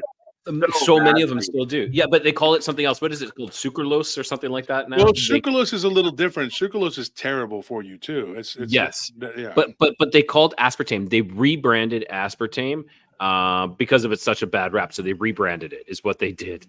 And they're still feeding it to everybody. It's ridiculous. So they changed it, huh? If you grab a bottle of soda, it doesn't say. It won't say aspartame. It'll say something else. And I believe it starts with an S. I don't know. Someone in the chats there, if you know it, type that in. But yeah, they renamed it, renamed aspartame to something else because aspartame has such a bad name. So we'll call it something else, and then no one will know. Smurfy says, I made LSD after I took organic chemistry. I used to have a chemistry set that I played with as a kid, and I managed to blow up part of our yard to get rid of fire ants. Nice. I was successful. Years later, I worked at a chemical plant, and I understood chemicals pretty well. It was something I was in advanced placements, chemistry, things like that. I was probably the only jock that was any of those classes. Not knocking people, but people are typically one way or the other. They're very physical or they're very cerebral. Yep. I was both. And so some of my friends would jokingly, they started calling me Wolf after I saw what I saw, a Wolf boy, but they would call me Beast from X-Men. They were joking like how he was really intelligent and he was also like a beast. But that was the thing to me, was like, I always thought that there was way more to learn, more to the brain and less to the boot, because you can outsmart opponents too. You don't have to come in with a sledgehammer to beat everybody down. You can make them beat themselves, and if you get in someone's head, well, they've already lost. The thing about LSD, and I will say this, I don't think it's necessarily bad. I don't think ayahuasca is necessarily bad. I don't think DMT is necessarily bad. I don't think psilocybin, necessarily bad. They can poison the body. The liver can be overloaded, and it can cause high blood pressure problems. If you have it, don't take it. But that being said, there are people who have had nicotine addictions, cocaine addictions, heroin addictions. And believe it or not, nicotine is the most addictive substance known to man. Yep. Sugar is also an addictive property. And Yep. after taking these psychedelics, they have gotten off of all of these things.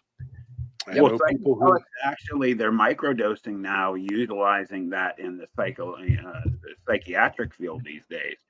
They also just came not out, just in psychiatric fields. I was microdosing back in Canada during the height of bullshit there, and it was really helping me. During the height of bullshit. Well, you didn't believe in the pandemic? Come on.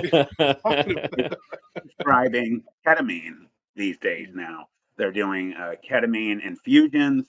They have a new ketamine prescription out called Spravato, which you spray it up in the nose. It's done in a doctor's office.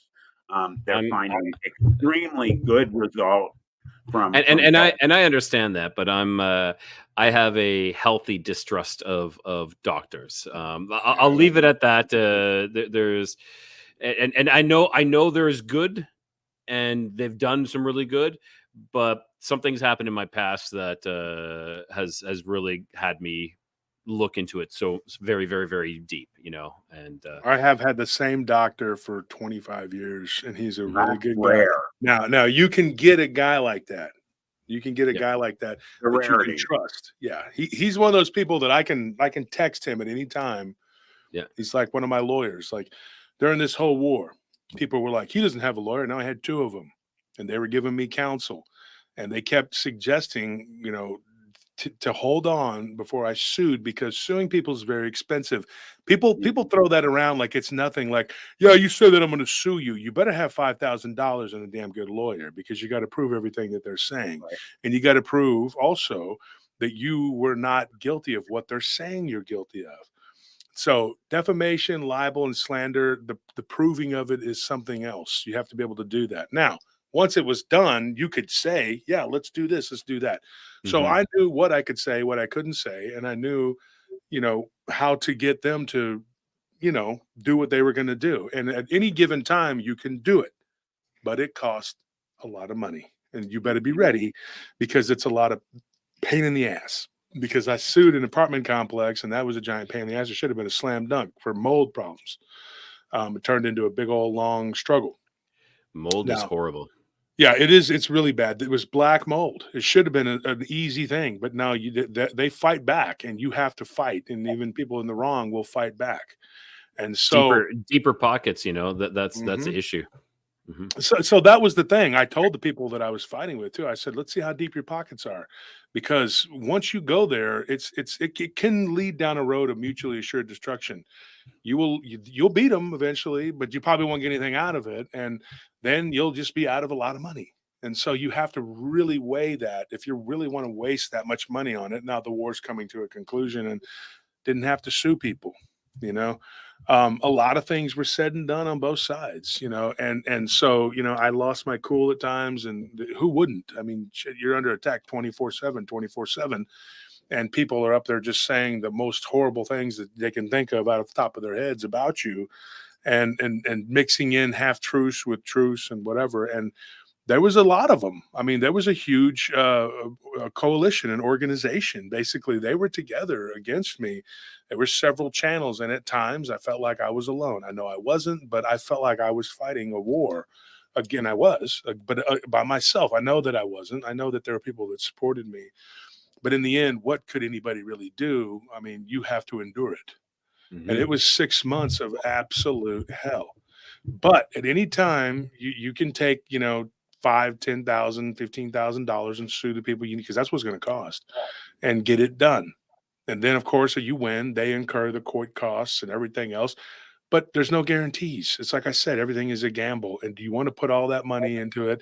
And then while that's going on, the best thing that they told me was the best thing you could do is stop your show temporarily. And I'm like, that's great, because then anything you say or whatever, and it's just going to get worse and worse. And you will be tempted to do this and tempted to do that. But I'm fortunate. I have people who I can trust, doctors, lawyers. I have a holistic person here in Austin. Her name is Yvonne. She's great. She's from Germany, and she is a former Olympic medalist, and she owns a place called TFN. And she has a wonderful place there. Go look her up. She's awesome. If you're ever in Austin, she will sit you down and she will show you every supplement you need to be taking. And she has done that for me and my wife, and it has been a blessing. And so knowing these people, I can call her up and say, Yvonne, I'm out of this, and that. And thank God she lives in my neighborhood. She'll drop it off at my doorstep. And I have a doctor that I can message and talk to, and even on the weekends, and he'll message me back. And I have lawyer friends and so, it goes back to what Tom Winterden was saying when we were talking on Blondes and Booze on Thursday. Check out Blondes and Booze on Thursday. I'm always on there. He was saying something very important. He says, it's not money, it's people. And if you know the right people and you make those right connections, that's important. And that's what led me to make the statement that, yeah, you can be a loner and you can do everything yourself, but you'll be broke. And I'm not trying to be ugly or rude. That is the truth. There are very few people who are just on their own, loners. Yeah, I just do things my own way. I don't deal with people. Well, then you're not going to have much, because at some point you're going to need other people. It's just a fact. And so you can be a broke loner and nonconformist and whatever you want to be, or you can be a person, have to be an outgoing extrovert. You can just be somebody who's willing to help other people and communicate with people, because communication is important. I don't think any of us here on this panel have that problem, because we all talk. We're all talkers. I mean, but to the average person who doesn't understand that, I would explain it to them. Very simple. I made a lot of connections back in the day, and people say, oh, well, he talks about the people that he knows and this and this and that and that. Yeah, it's very important. There's a lot of people who know me. There's a lot of people. One of my friends is running for politics right now, and hopefully he wins. And then it'll be a stepping stone for, what I want to do. But you got to look at it like in the way that if you want to build something, it takes a community. And this ain't communism. I'm not talking about that crap. I'm talking about a community of people like what we have, right? And you have to build your own niche in that community. And you have to, first of all, give something to that community for them to believe in you, to understand that you are not a bad person. That's how it works. If you're one of those people that wants to wait till somebody does something for you, then you're going to die holding your breath. Okay. Eventually, because people can't trust. They can't. And what you said, Ryan, is very important, because somebody does something and then you don't trust. You don't. And so people got to show you something. So I'm always the first person that'll be like, look, I'm going to make you trust me. I'm going to show you. Like with Matt. When Matt wanted to come to the conference, I made sure he came. You did. And that built a bridge of trust, and Matt knew. Now, what made me know that Matt was a trustworthy guy and somebody that I could like and I could look at and say, hey, you know why? Because at the after party, everybody was partying and having a good time. I look around and I'm like, where's Matt? And Barton's like, he helped Martin. I'm like, what happened to Martin? I didn't even know Martin was sick. Martin had walking pneumonia. Matt, with one leg, walked that man upstairs to his room. He could have been like, hey, man, I got one. He had an excuse. He could have pawned it off on somebody else. He could have been like, hey, man, help this guy. Why am I doing it? I got one leg. But he did that. And so when we were driving home, I believe we were somewhere around Waco, Matt came up. My wife's like, what do you think of Matt Dempsey? And I said, that piece of shit. I'm just kidding. Matt. And I said, Matt is the kind of guy who helps Martin Groves up the stairs with one leg when this guy was sick from walking pneumonia. And Martin is the kind of guy that gets up there and talks at my conference and hands me a customized Bowie knife. Yep. That was amazing. Beautiful knife given to me by Daryl Denton, Martin Groves. My friends from Tennessee, my brothers from Tennessee, which is our sister state here in Texas, is our sister state. A lot of people from Tennessee and Kentucky fought for Texas independence. And they gave it to me, and he sat up there and he talked and he did his presentation like a champ. And the whole time he was sick as a dog. Didn't know how well he was or, whatever. I had no clue because he didn't complain and he didn't come up to me and go, man, I'm sick. I don't feel good. He just got up there and did what he had to do, and he wowed the crowd, and that was it. And then we had this after party, and Matt helped him. And that's the kind of people that were at my conference. That's the good of the community. And those kind of things, that's what I notice about people. That's how I know that someone is a good person. I think, hey, man, this person's not a bad guy. This is somebody you can trust. What we need is more of that in this community and less of the judgmental, backbiting crap that we have going on. The people that are so quick to judge, the people who are basically just outright frauds, liars, hoaxers, and grifters. That's what they are. And you got to be able to spot them and see them. And I was fighting these people, and I kept saying, these people are frauds. And I did not waver from that. And then the truth started to come out. And eventually, one by one, they eventually started to fade away and crawl back under the rocks because that's what they were. You cannot deny it. I mean, it's the truth. And, I didn't start that war. I defended Bettina and Abe. Those were my friends, people that were also at my conference. You went all out, brother. People could have, and there were people telling me on that other side, they were like, don't you wish you would have just stayed out of it and let them fry and whatever, because they had it coming, this and that. I said, first of all, they didn't have it coming. And second of all, I don't let my friends fry. I'm not going to do that.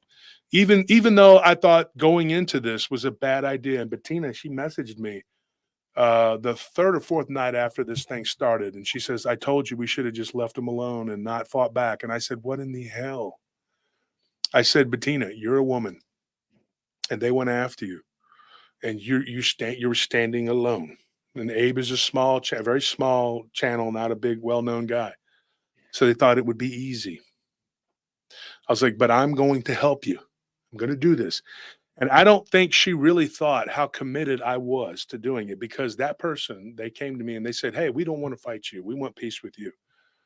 And then I said, okay. And then, I talked to them and I then watched them go make a video tearing Bettina and Abe apart limb from limb. And I sat there watching this and I didn't even realize what I was doing. I was holding an ink. Beyond the racist comments. Oh, dude, it was horrible. And I broke that ink pen and I just was like, this isn't going to fly. You're not going to have peace with me if you're going to go all in on my friends. And so I opened up on them like the 4th of July and they were like, oh, you want this? Then bring it. And then other people got involved and all the vendettas you could possibly imagine came to the forefront. Everybody, whoever didn't like me, jumped on the bandwagon. Good. And guess what? We just kept knocking them out like bowling pins because right is right and wrong is wrong. And I don't care.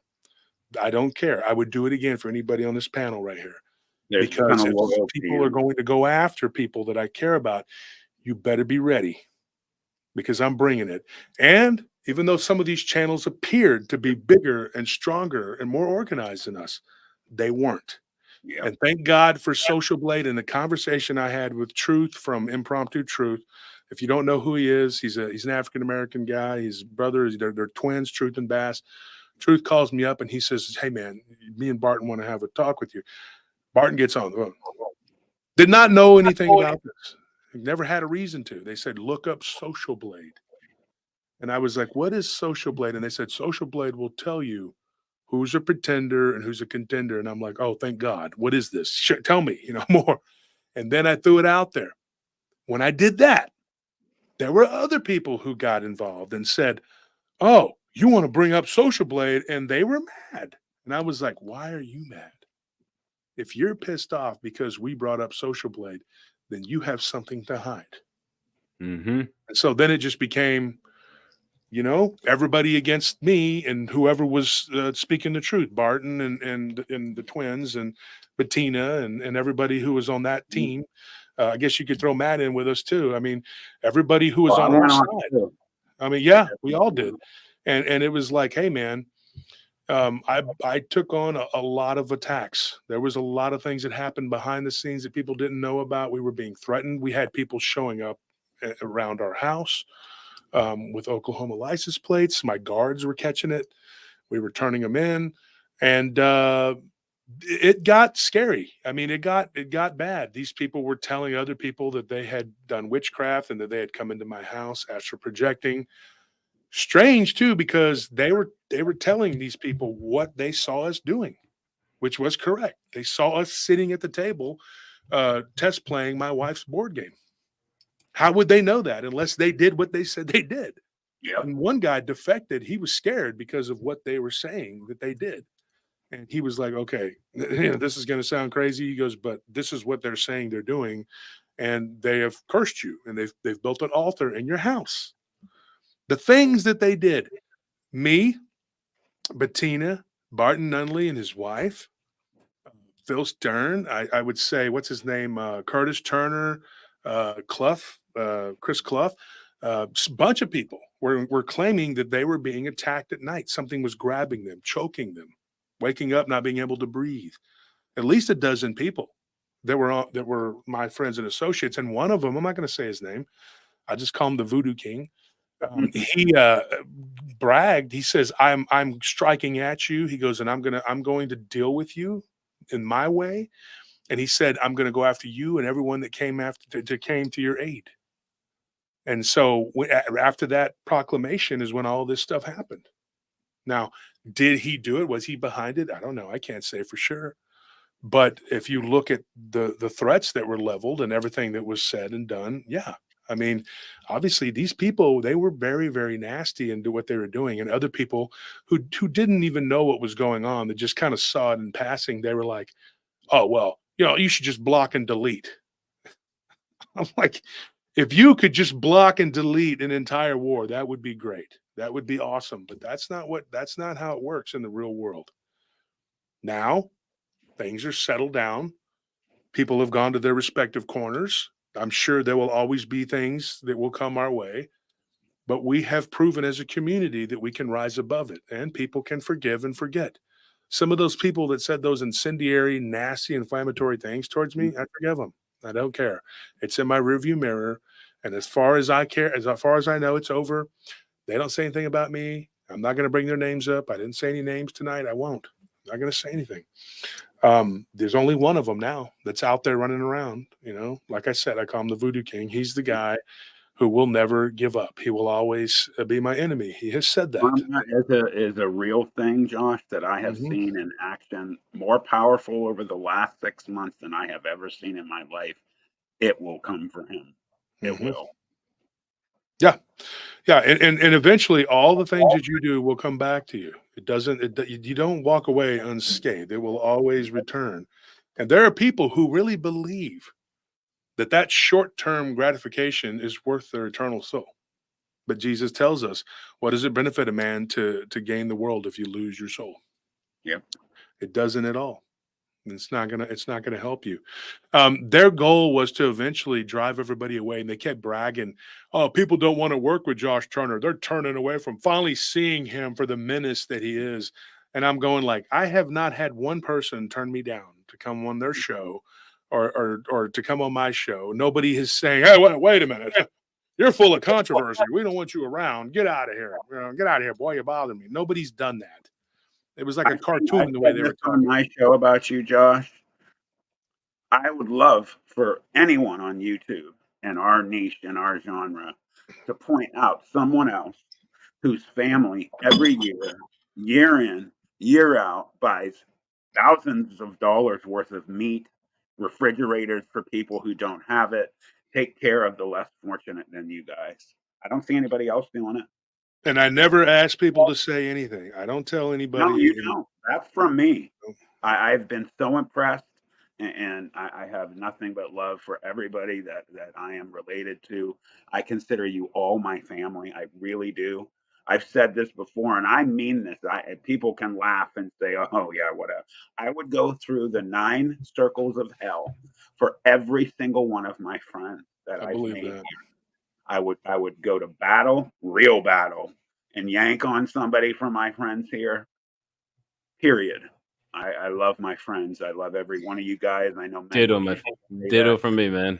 but you guys are You my know, family. Matt, I got to say this. You know, Matt and Barton Nunley, you, Matt, Bettina, everybody who was involved in helping us, you know, that took all this heat, the twins, you know, Truth and Bass, BMR, Bigfoot Michigan Rob, Tex, the Blondes and Booze, Brandy and Krista, all of those people who stood by us and reached out to us and were like, we're with you, 100% we're with you, and got ridiculed and messed with and got got attacked because of this.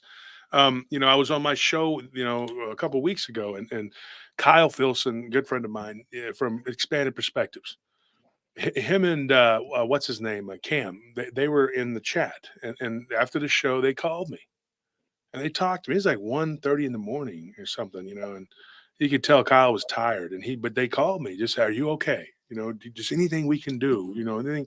And what I told them, same thing I told Ken and Lyle and all these other people. I said, the best thing you can do is stay out of it, because I don't want you getting hit, because that's the worst, is to see your friends get attacked because all they want to do is support you and help you. But you don't want to drag them into it, because these people were nasty and they were lobbing grenades at people and they were going, character assassination was a big thing. The things that they said about me and my family was just so unbelievable that eventually the ridiculousness of it set in. And I thought, this is just downright silly. They started talking about me doing bestiality and having a rash in my leg. Yeah, dude, it was and my wife was calling up dudes and you know, and just the things that they were saying got I would have to say I like the home invasion story. Like the home invasion. Yes, that was like, are you kidding me? And then people are like, oh no, I got proof. Well, then show it. Well, no, I don't. Yeah, they look like, what are you talking about, crazy lady? It got so bad. In one of the episodes I was on there and we were talking about ancient civilizations and all this stuff. And it was crazy, right? And I was eating dinner with Ken. We were really good friends. He lives in San Antonio. We were sitting, him and Ann Celine, and they're a power couple in this field, right? Good people. Ann's got her show and Ken's got the books and he's always on TV, and they're just good people. And so we were sitting there eating dinner and we were laughing about it. And Ken was just like, you know, like the rash. You know, it's like, dude, so many, it just became a joke. It's just a joke. I mean, it was so ridiculous, the things that were being said, you know, whatever they were doing too, they were saying that we were doing. And of course they even made fun of my eyebrows. And I had to laugh about that too. My eyebrows, they're satanic, you know, and I have hair plugs and which I don't. And all these other things they were saying about me, that didn't bother me. How they really got to me was by going after my friends, going after my nephews and my godsons, and going after my wife. That's how they got to me. Because if it was me, like I said on my show one day, I was bullied my whole life. I don't care. You're not going to hurt me. I used to get beat up every day. I was just like, okay, can you hit me in a different spot because I'm bruised from yesterday? I don't care. I grew up on the north side of Youngstown, right with you, brother. Yeah, the only white just getting your family. ass kicked every day until you learn how to fight, and Yeah. then eventually you learn how to fight. Then you got to be careful not to become the bully yourself. But these people, they thought that was, you know, just fair game to say and do whatever and talk about whatever, and it was bad. It was really bad. And then there were people jumping in out of left field. I don't know who these people are, and making videos and trying to make a name for themselves and trying to piggyback on it, you know. And none of it worked. It didn't work, and we're stronger today than we've ever been, and we still will be. We got the music now. The Flying Dutchman's about to come out. That's the pirate one. It's a good one. The Bear King, the song, and now we're going to do the documentary. Now I've been syndicated to be on TV. Awesome. You know, I mean, today talking to the producer at Discovery Channel that says, he goes, I watch your show. I mean, that's a big thing. You know, that's cool. God, yeah. You know, I mean, you know that you're doing the right. You did it, and you did it the right way. That's the thing. I mean, that is the key. That was really big for me, and I wanted to be able to do that and be able to say that, you know. And that's the thing, you know. And I know, Rye, I see you in my chat all the time, and I think you do a good job. It's unfortunate that you and Paul aren't doing whatever, but you guys will be fine. You got your way of doing things. He's got his way. I would like to say this right now, and I'll say this in front of the whole audience. Like, I would like to record with you, JC. I would like to have you come on and talk when your boy Drew is able to. Bring Drew, for sure. Drew, I know we would. man. I know we'd be 100% down for that, so we appreciate that. Absolutely, we'll reach out, record, and we can help each other. You know, I had somebody who means well. They're a friend, but I told them this, and I told them they don't. I don't think they feel that way now because I explained it to them, and they didn't want me to say who they were. Okay, so I'm not going to mention their name, but they're a smaller podcast. But they asked me a simple question. They said, "Do you think that it hurts you when you promote all these other channels? Because if you promote all these other channels, people are going to go and start watching them, and it's going to take away from your views." And I said, absolutely not. Absolutely not. Because everybody in this field that we are together, we are a community, we are all one. And if you watch your show, my show, whatever, you're basically helping all of us. Yep. You know, and you should do that because everybody has their own story and their own take, and they're doing their own thing. And every now and then I'll just be, very little time, but when I have a little time, I'll go and I'll look at YouTube and I'll see Matt on there and he'll have a guest or somebody. I'll be, oh, cool. And I'll watch, same thing with everybody else, every now. The other day I caught myself looking at Lyle's. I was like, oh yeah, Lyle's got a podcast. He does about once a month. And, there's a lot of really cool stories out there, man. There's tons. Yeah. I can't remember Lyle's last one he did, but it was like werewolves. It was something. I can't remember. It's Monstro Bizarro. And there was one on there I was going to tell people to go check out. Matt, what show do you have coming out next? What's on the radar for you? You all know. Thank you, Rye. I appreciate it. I released. It took me like 5 days because my computer is so bad, but I have finally got it out. If you go to Planet 412, obviously here, but jump on new videos. I have a new video. It's a new format that I'm trying out. I hope you guys like it. It's called The Giants of Solomon Islands. Cool. The Solomon Islands. Oh, yeah. I'm very proud of it. I worked extremely hard on it. I hope you guys like it. Awesome. I wanted to say something else. My wife, Stacy, went to bed. That's the only reason I'm throwing this up, because she has an agreement that when I hit 10K, she's going to wear a T-shirt that says, I believe in dogmen or cryptids. So I'm very proud. I'm getting really close.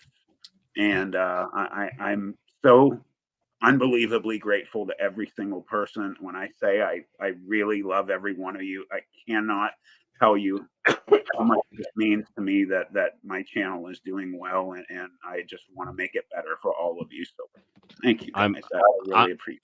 That is awesome, Matt. That is awesome. I know I'm hot on your heels. I'm hot on the heels of you and Andrew and JC are with my 320 subscribers. I'm getting there. Well, you had to start over though, right? That's you had to start over, yeah. So that's in a month and a half. 320 subscribers in a month and a half.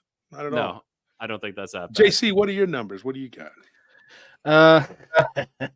So we have 108 on YouTube, but we have far more audio listeners than we do YouTubers. Our YouTube is like, the podcast is more popular. YouTube's kind of straggling along, which is why we're coming up with other ideas. We just put out a documentary about the melon heads of Kirtland, Ohio, that you can find on our YouTube. We have every football teams in high school in Ohio. Right? It's just incredible. Yeah. Every Friday, we have the Far Out Folklore episodes that come out. Just a couple minutes, doesn't take up a whole lot of time, but they're really fun, interesting to do. And a lot of research goes into finding these just strange folklore tales from around the world. And then just Monday, we released, like I said earlier, episode 39 with James Zubsky on the Klickitat Ape and other high strangeness. So we got a lot of stuff going on. Drew's working on a documentary right now about the Pale Crawler. And we have some things coming up this spring and summer that we're going to be filming in and around the Pennsylvania and Ohio area. So more to come from us. And I got some big interviews coming out. Walter Bosley. I don't know if anybody's heard of Walter Bosley. He's got some crazy books about portals in Disneyland, and then Gary Wayne is going to be coming up too soon as well. So I'm looking forward to that. That's booked out far ahead because he is a busy man. So, but I got that one lined up. So what is it? The Genesis 6 conspiracy. So that's going to be pretty damn cool. Genesis 6 is really just the Book of Enoch is Genesis 6, the long version. That's a good way to learn the Genesis 6. That it's a guy that everybody should talk to at some point is Paul Wallace. Paul Wallace, if you go look him up, the fifth kind, and he is amazing. I mean, that guy is like that dude. I mean, like I interviewed him. Well, I don't do interviews. We do discussions, but we talk for a couple of hours on our show, and then he's been on the live stream. But I'm about to have him on again. And you said Paul Wallace? Paul Wallace. Yeah, go and look him up, man. He's a very nice guy. He was an Anglican theologian, and then he kind of became into the alien UFO agenda type thing, looking into it and whatever. I want to say something here. Istosi, whatever says, every time I click this channel, there's never cryptid talking. It's just rambling. Well, there's a lot of other channels out there that you don't have to announce it. I don't know why they have to announce the negativity. You could just like go somewhere else. You click on my channel, and sometimes there's rambling too. Sometimes I'm doing WWE skits. It just depends on what's going on. You know, still got 500 people in there listening, so I guess something's going on there. But thanks for announcing that, though. People love to do that. Yeah, plenty of cryptid talk on this channel. You must not look at the videos or other things. So, yeah, they don't. They just want to be rude and then control the narrative with their negativity. What's funny is that some of these people, they'll write an entire 10-page novel on the comment section of my show, and then one of my team members will just delete it, like be just gone. I was reading one day. I was actually kind of entertained by their snarky whatever. I was kind of looking at it, going, "Geez, this person's self-absorbed to think that I really am I wasn't going to read all of it." And so then I put my phone down, and you know how you kind of click it off, and then I was going to come back to it and reopen it because I had to do something. The dogs were doing something in the kitchen, and so I went back and I opened. It was gone, and so I said, "Okay." A couple of days later, Scorpion's like, "I deleted that." It was like, it even like they write a book. And then they go and now because I said something, Istosi, whatever, Josh is the Rambler. I wasn't even subbed to 412. Well, good for you. I'm the Rambler, Riverboat Gambler, whatever you want to say about me. You're just angry, you're just jealous because you're not me. Iatosi. Okay. I can rap too. How about that? I guess you'll probably go and say something snarky in the comments. You're gonna really hate me when I say this bullshit. Yeah. And then they can go to my channel and they can say something, and then they'll fight with everybody in the comment section or whatever. It is what it is. You know what? What I've heard is, if you got haters, that means you're making it. Yeah, that's what I was told. That's what Josh Dinocchio said. Matt, get ready. You're doing well. The haters are gonna come. Yeah. Garetano told me that, which is another friend of me and Matt's. He's awesome. That's another guy you guys need to interview. Is Garetano. He's somebody else. And then Josh Dinocchio, they both told me the same thing. They're like, if you're not getting hated on, you're not making it.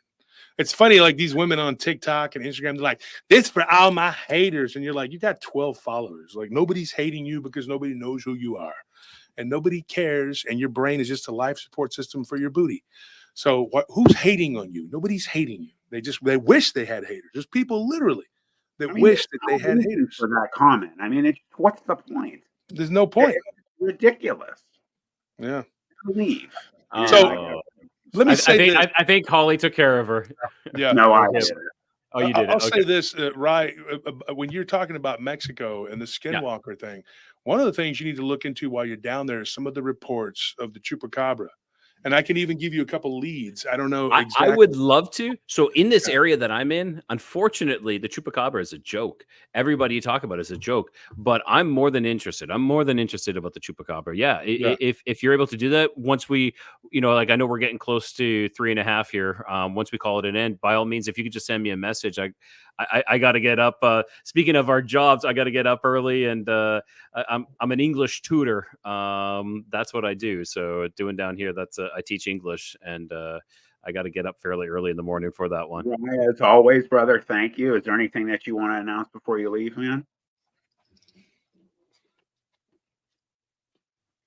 Rye. Oh, me? He had a glitch. There was a glitch in the matrix there. I thought you were talking to Josh. Oh shit. I'm talking to you. Other than Tuesday, Thursday, that's when I've dropped Tuesdays on my the audio, Thursdays on my video, and then stuff sprinkled in between, of course. And just like, subscribe, and check out our shit. That's about it. Wolf, what's going on, brother? What can people find with you? Oh boy. Paranormal Roundtable. That's our channel, and then our music channel is Paranormal Soundtable. Yeah. The Bear King has done really well. The Mummies, Curse, bunch Nelly of is doing songs, a bunch of kick-ass stuff. job. Yeah, Nelly writes it all. She's the one that puts the music together. It's all her, you know. We're still in the She's awesome. Yeah, she final does amazing work. Oh yeah, she's awesome. And then the final phases of the board game.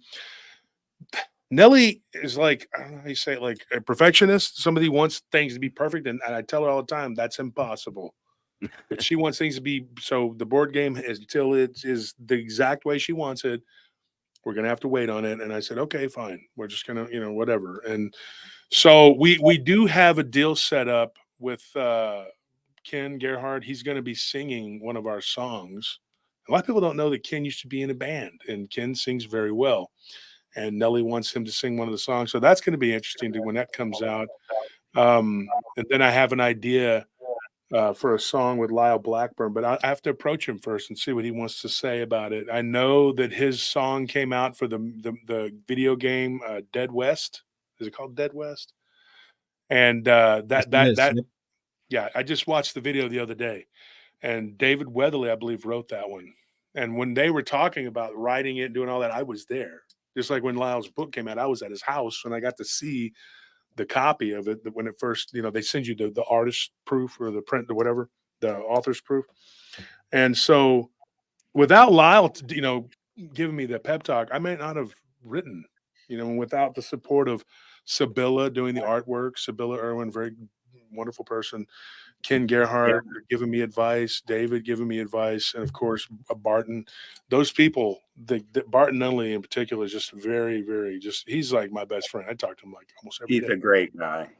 He's a leader in this community, and talk about somebody who went to bat for me.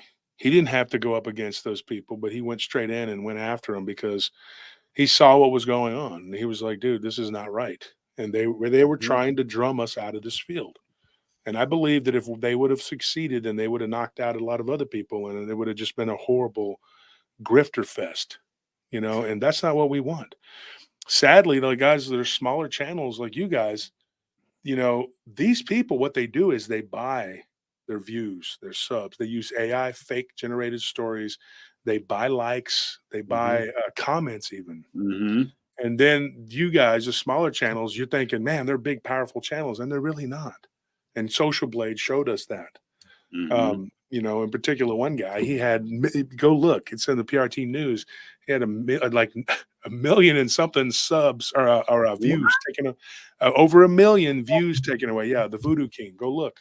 Yeah, it's in PRT news. He got it taken away because YouTube caught it. It was fake. It's all bullshit, And so there's a lot of fake out there, man. And I'm glad that there's the good people are coming together, and we're doing what we're supposed to be doing. And eventually this will all be in a review mirror, and it'll be just a thing of the past, and we can move forward. It's about time. JC, you want to let everybody know what's going on, brother?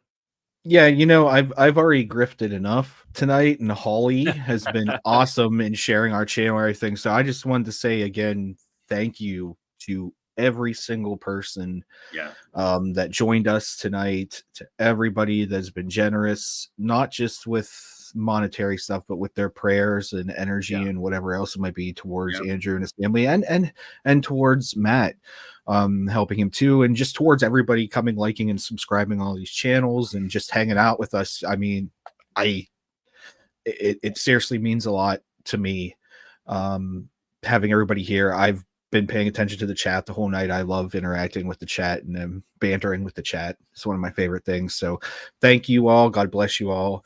And we'll talk again next Tuesday.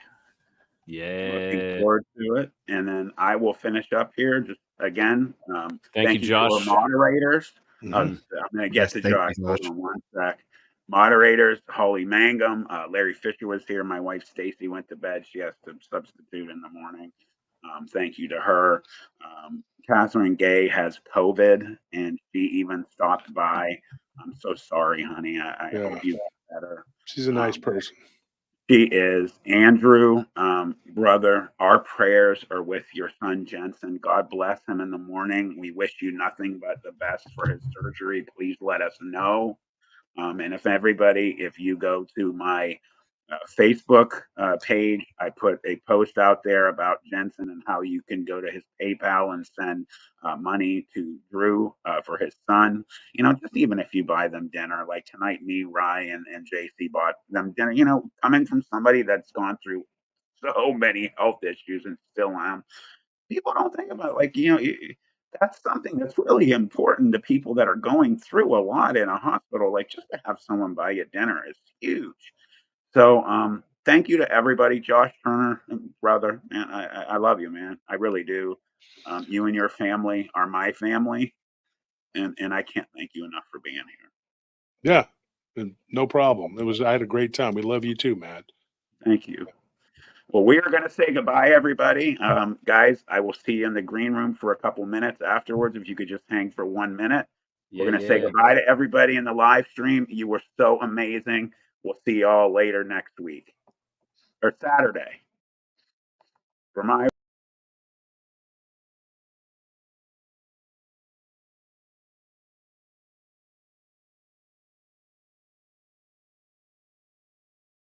Thanks so much for tuning in. Don't forget to like and subscribe, as it greatly helps out the channel. I'll see you next time on Planet 412.